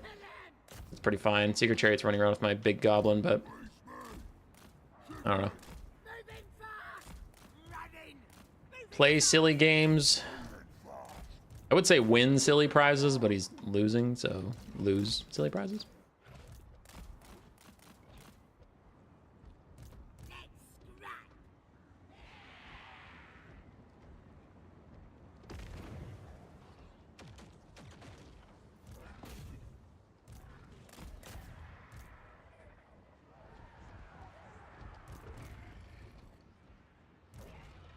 Okay. Bye, Garrett. Anybody want to explain why the Slaanesh player is being so lame?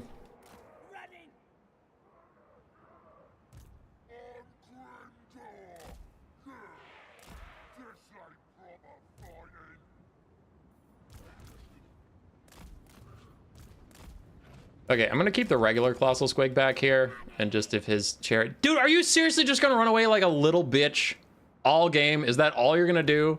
Is fucking kite me with non-ranged Slaanesh? Just run away? Little bitch. Ugh. People are the worst. I really wish CA would implement, if the timer runs out, whoever has the most damage value wins.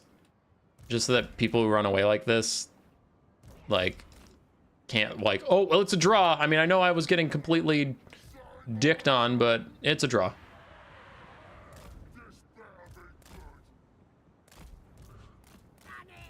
Okay.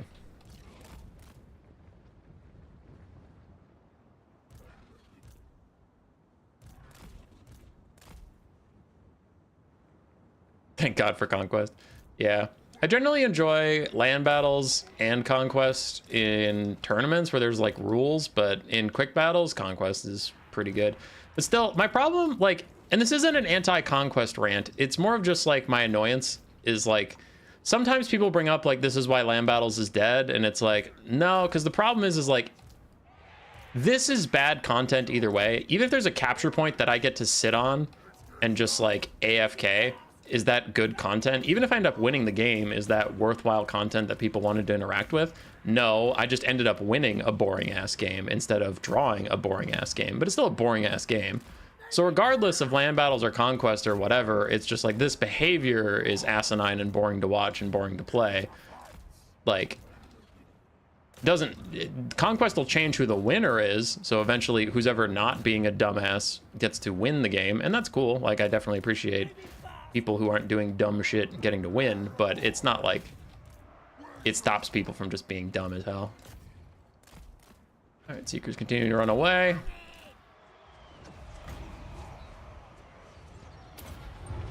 Buff up these gobos.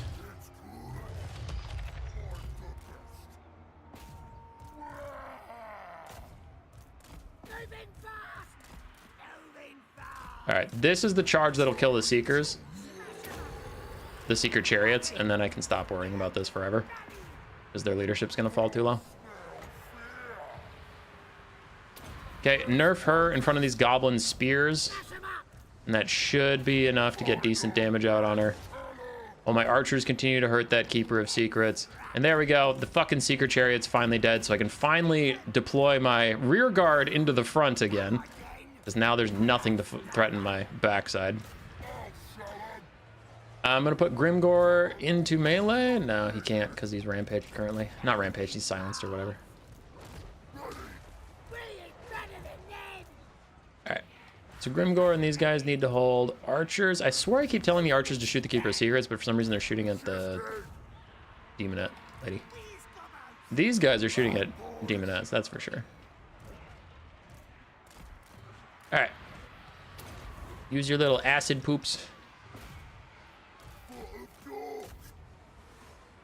That's fine. We have a Colossal Squig almost dead. We have this big boy. Trying to figure it out. Another Wah. And I'm not going to chase around the Herald because she's way faster. I'm just going to take what engagements I can and hopefully win those. There we go. So the regular Keeper of Secrets is dead. Those Marauders are about to rout. So I'm going to turn my archers on the Exalted Demonettes that are harassing my other archers. Because there's no point running away from them. Demonettes are way too fast to outrun them. So it's not really a point to that. All right, and GG. Dude, I'm so glad you kited me around the map for like 50 minutes just to surrender as soon as we got into a fight. That was cool. Hashtag not salty. Hashtag don't waste people's time.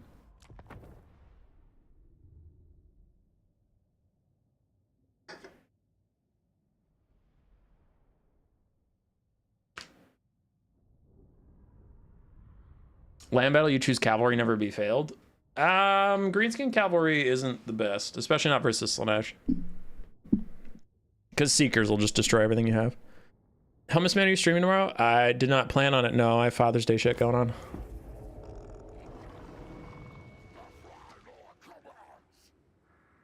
You assume people don't have a game in Conquest, people don't engage.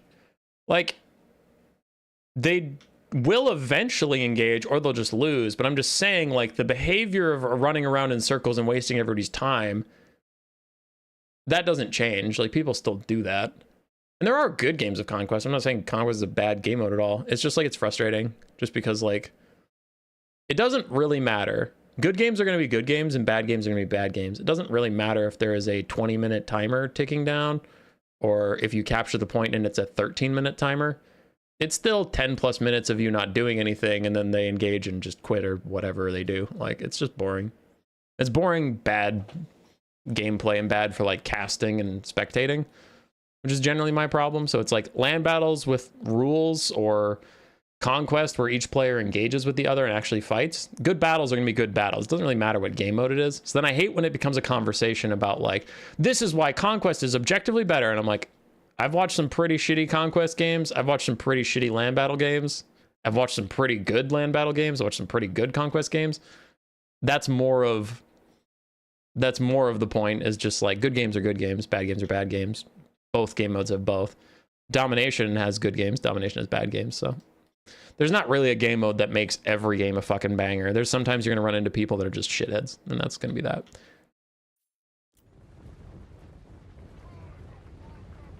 All right, please play with a viewer. I do in other streams. I have a stream series that I actually just did last Sunday called Let's Play. I did Let's Play Chaos Dwarfs.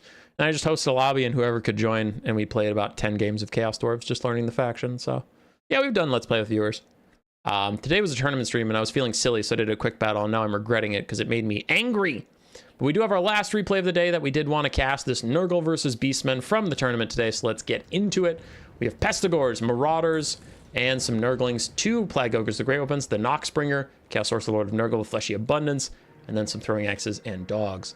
And aside for the Beastmen, Centaurs are throwing axes on the flanks, Tuskor Chariot, 2 Centaurs, Pestigors along the front line as well, so it's Pestigor versus Pestigor action, a Jabberslythe, Malagor Dark Omen, and a bunch more Ungors and Gore Herds. It's funny, most of the games today didn't actually have that much infantry, and then this game has a ton of infantry on both sides.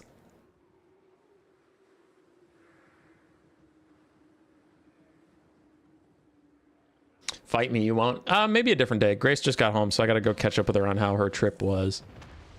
Now that she's here, so we gotta hurry up and finish this game. As for this, the Beastmen are just trying to capture the point. They're not charging right now, so they're taking free damage from the Noxbringer. They probably want to go get involved.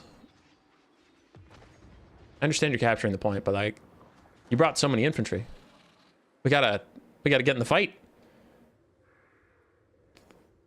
Nurgle is going to benefit the longer that the early game goes on. They have an artillery piece and they have 2 skirmish cav. The Beastmen just have 2 skirmish cav, which are already almost dead from the artillery piece. Uh-oh. Beastmen, you should engage. Well, Nurgle's going to engage for them, which is fine. We also have this flank of the Beastmen that's AFK. They've got a they've got a super wide front, but they're also playing passively. They've got to get aggressive and abuse the fact that they have a super wide front so they can get the flanks in. They can start rear charging Pestigors with other Ungors, get sandwich engagements. But right now, they're just taking an honest 1v1, and now this flank is starting to move in, but they're a little slow to the party. So their front line's probably going to collapse before that flank gets anywhere. And then Centaurs with throwing axes get assaulted by dogs. They're already super damaged by the Noxbringer, which it's been using its ammo debuff. So already those Centaurs with throwing axes had no ammo left from the Noxbringer shooting them. It's pretty rough. Jabberslythe gets involved, is trying to cycle charge down some stuff, get some good drain on the enemy infantry, and Malagor is casting Flock of Doom. There goes a nice Tuskor rear charge through the Marauders, routes one of them, gets stuck in some Pestigors. We still have these Ungor spears that aren't quite in the engagement yet, and on the high ground, Centaurs did beat up a dog, and then the other ones avoided some Plague Ogres. So we have some cheeky Centaur play on the top side that's going well. The bottom side is an unmitigated disaster for the Beastmen. They lost both their Centaurs with throwing axes, it looks like, for half health off of a dog. Oh, they might last. I thought with the dog charging them and them getting shot by the Noxbringer, they would route right off the map, but it looks like they'll rally for now, but that's a pretty rough time. Ooh, and then a full Plague Ogre surround onto the Jabberslythe that's now starting to pull back, but he's lost over half his HP as he tries to get away. The Beastmen are winning the frontline engagements that they're getting, which is why earlier in the game I was like, you probably want to charge just because you have a way better front line. Because the Noxbringer, you know, isn't helping the front line. It's artillery, more skirmish cav, stuff like that. So the Beastmen are winning the frontline fight now that it's happening. Still have some Centaurs that need to get reactivated, get moving. Other Centaurs that dodged a couple bad engagements now got a good flank onto these Marauder Horsemen of Nurgle with throwing axes. They are trying to chase them off. So that's pretty good. And the Beastmen put themselves in a good spot on the balance power, 50-50. But I like their trajectory because they're about to chase off both these Marauder Horsemen of Nurgle. They got distracted by something. No, they're still trying to chase him down. The Centaurs just stopped for some reason, but they do seem to want to get... What is going on with these Centaurs? Oh, they're stuck on Marauders. Okay. I was like, why aren't you chasing? Cool. Nurgle's front line has been largely slapped. We can see they're down to a Plague Ogre and one Pestigor. Everything else is routed away for the front line. In the background, the Noxbringer and a full health Plague Ogre are still fighting, but that's a lot of spears to be fighting on top of. And the Centaurs are kind of getting involved in this round, but they should be focusing on chasing off stuff. Because the big advantage of having the mobility advantage and the flank advantage is when something routes, you can just chase it off the map. It can't come back and rear charge you or use its ammo or whatever. Beastmen have an unholy amount of infantry left, as the Plague Ogres are not enjoying their role as 15 to 1600 gold infantry grinders in this matchup because, you know, there wasn't a lot for them to go fight. They got to fight these Tuskor Chariots, which was good. They got to fight the Jabberslythe, which we saw was pretty good for them. But after that, it's just they have to wade into piles of infantry, and they're like, this is not as much our thing. We didn't sign up for this. They're going to try and path out. Malagor tries to fight the Sorcerer Lord for a little bit. It's going okay as Centaurs get charged by Plague Ogres. Plague Ogres should crush those fools as they vomit on and slam down some Centaurs throwing axes. Those guys are dead as hell. And the Nurgle army has quickly come down to 2 Plague Ogres, the Noxbringer, and the Chaos Lord. All their infantry is dead, dead, dead. Centaurs return to the fight. I mean, they don't have really good damage against these large targets. They should definitely peel off and chase down these Pestigors, chase down the Plague Ogres that are about to rout. Just keep them safe and keep them as a force to just chase anything that routes off so they don't keep coming back or get healed by Fecundity and come back or any of that stuff. Because Nurgle does have a lot of healing, so it's not like you even guarantee that stuff's going to come back at low HP. But things looking pretty good for the Beastmen. I mean, Gore Herds, Ungor Spearman Herds surrounding this Chaos Sorcerer Lord that Malagor is currently helping to duel. The Chaos Sorcerer Lord has his own little healing, but not the best melee stats. It's not like Malagor is in great danger fighting him. Pestigor's routing off. Plague Ogre's routing off. This Pestigor is almost routing as well. Chaos Sorcerer Lord is routing as well, and now we are down to just the Noxbringer and the Plague Ogres. Noxbringer got a little fleshy abundance cast before that Chaos Sorcerer Lord had to rout away. Malagor looks like he's going to chase him down. I really hope he does. Can't let that guy come back because he is going to self-regenerate with that Crown of Domination thing. The Plague Ogres continue to fight on. Get rear charged by Centaurs. A couple little pokes in the butt. That was horrible. Did you see that? Centaurs are like poking him, just like prodding him a little bit, and he just turns slowly, then vomits on them, and they run away. I can't blame him. That was a horrifying way to go. Malagor is still chasing the Sorcerer Lord, which is fine. Pestigors don't look like they're coming back. Plague Ogres don't look like they're coming back. Neither the Pestigors over here. Beastmen hold the point, and they just throw all their guys on top of the point, and they dare you to take it from them. Zilver Spearman herds the terror out, but that's probably GG. I don't see Nurgle winning all this. All this myth.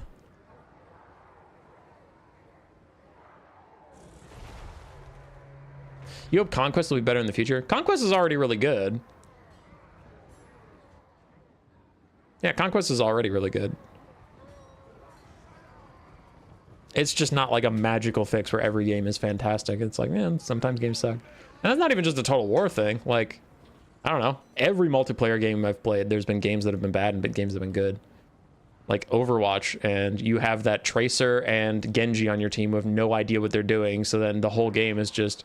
This was Overwatch 1, not Overwatch 2. So we had 2 tanks, 2 supports, but it was like, hey, can we push the point? As like Reinhardt and Orisa hold the point with Mercy and Lucio trying to keep them alive. And meanwhile, your Tracer and Genji are off doing fucking nothing for like 20 minutes of the most miserable game of your life. And you lose, and the point didn't even, the cart that you have to push didn't even leave the starting platform, is how badly you got dicked. And you're like, very cool. So yeah, I mean, like, that's just a video game problem. Sometimes there's good games, sometimes there's bad games.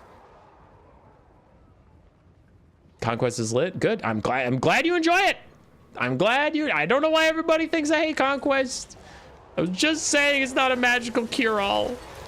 I don't know what's happening. Also, I'm awkwardly filling time because I honestly thought they would have lost by now. But yeah, it's just a slow grind to the death for the Soul Grinder and the Plague Ogres. Do you mean fighting with Vampire Coast with Skaven? No. I meant like games where people run away or sit in corners or trees or something. I don't know. I feel like people are looking too deep into this.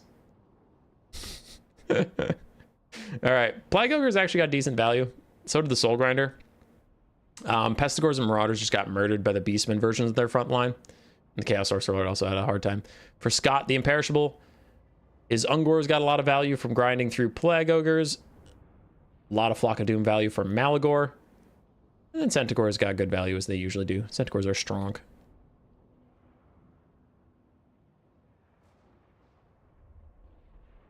Didn't expect the Overwatch rant? Nah. That actually is... So, stream's done. We're out of Total War games. I just want to answer Grieve, and then I'll shut her down and go talk to Grace.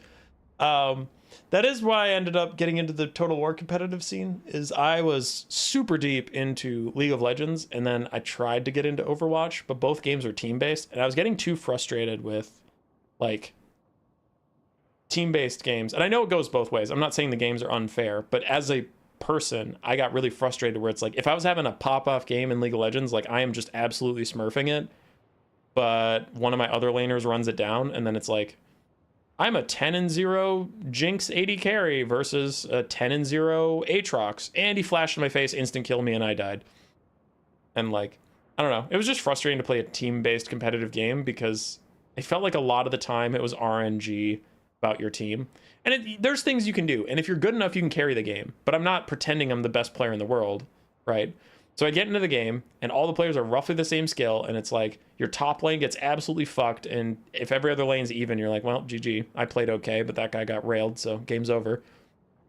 You just want to forfeit, so it's like, yeah, there's bad games where, like, your team completely dominates, and it wasn't that interesting. There's bad games where your team gets completely rolled. There's games where one guy feeds his ass off and decides to throw the game because he has a hissy fit, and then, like, 1/4 of the games are close and fun and interesting. And I'm like, 75% of the time I'm wasting my fucking time. So I quit League of Legends.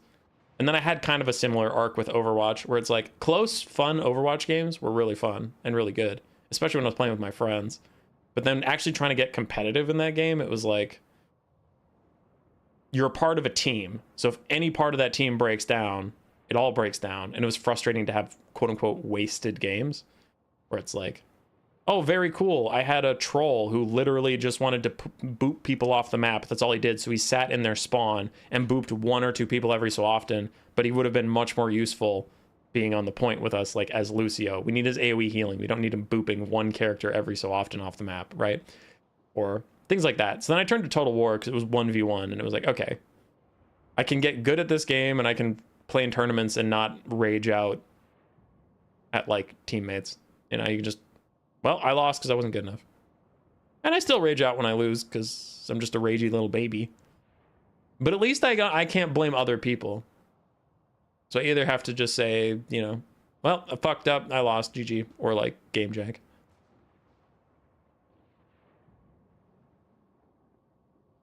You had similar experience with Team StarCraft 2? Hell yeah, dude.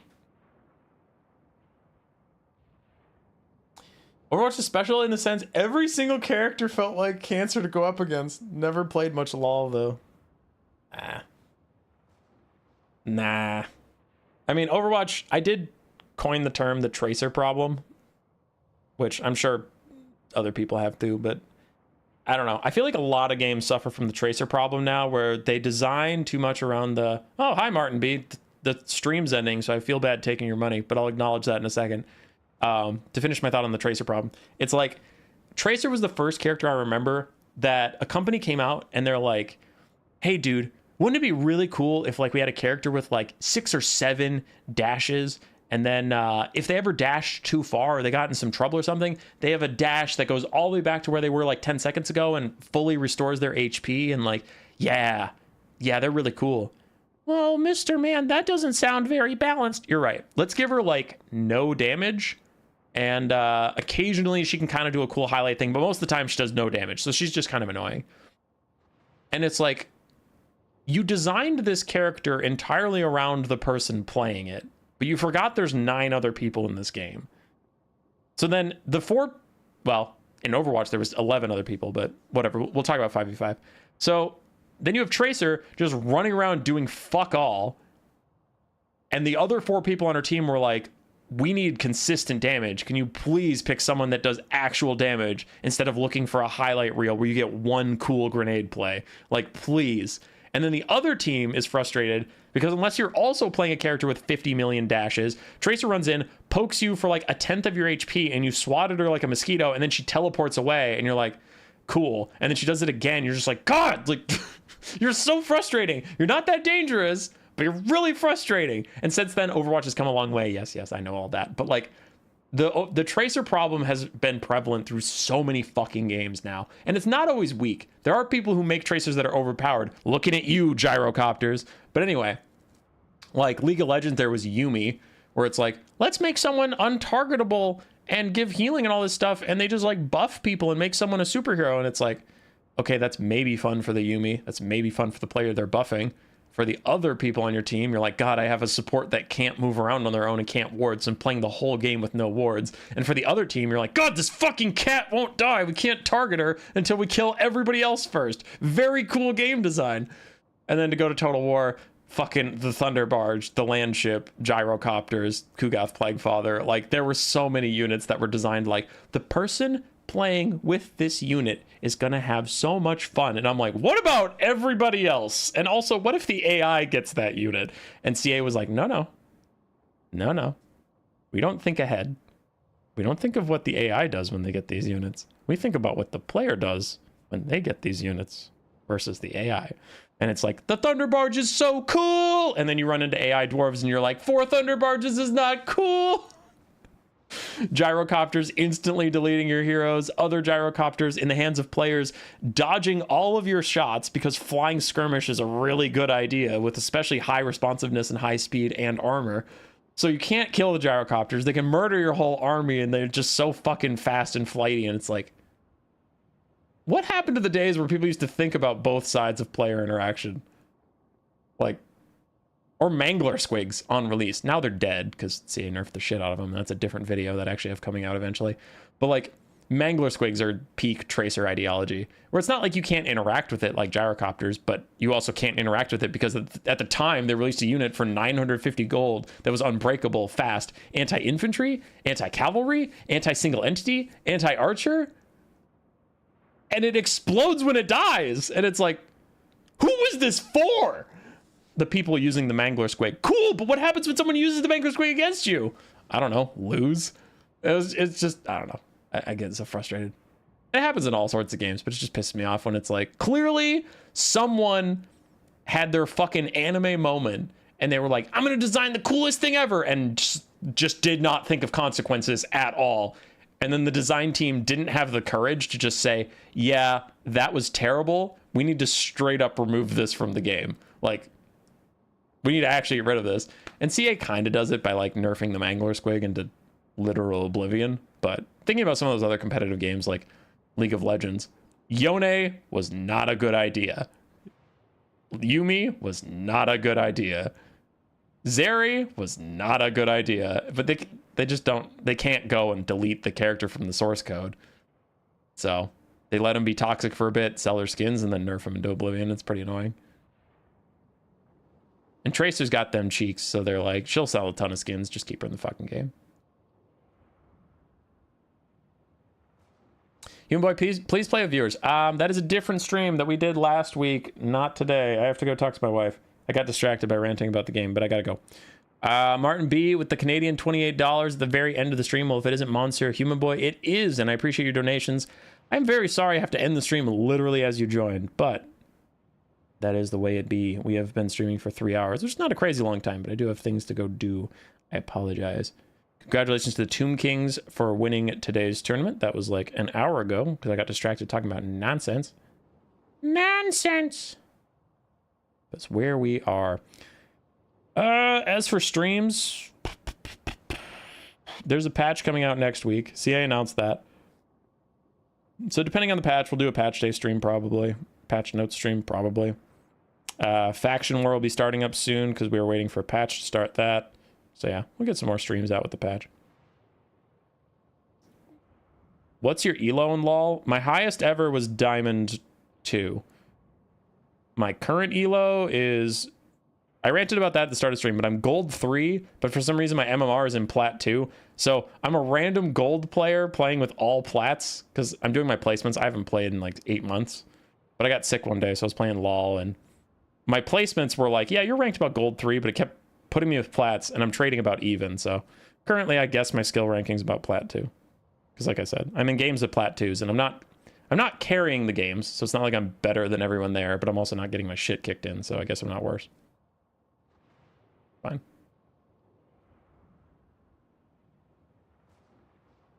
Yeah. I still remember Thunderbarge one-shotting Khorne Bloodletter Lord near the start of the battle. That was fun. Yeah.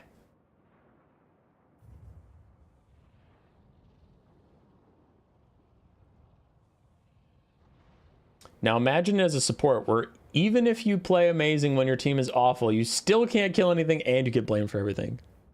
True, Trogdor. Is that true? All right, bye, gang. Bye-bye.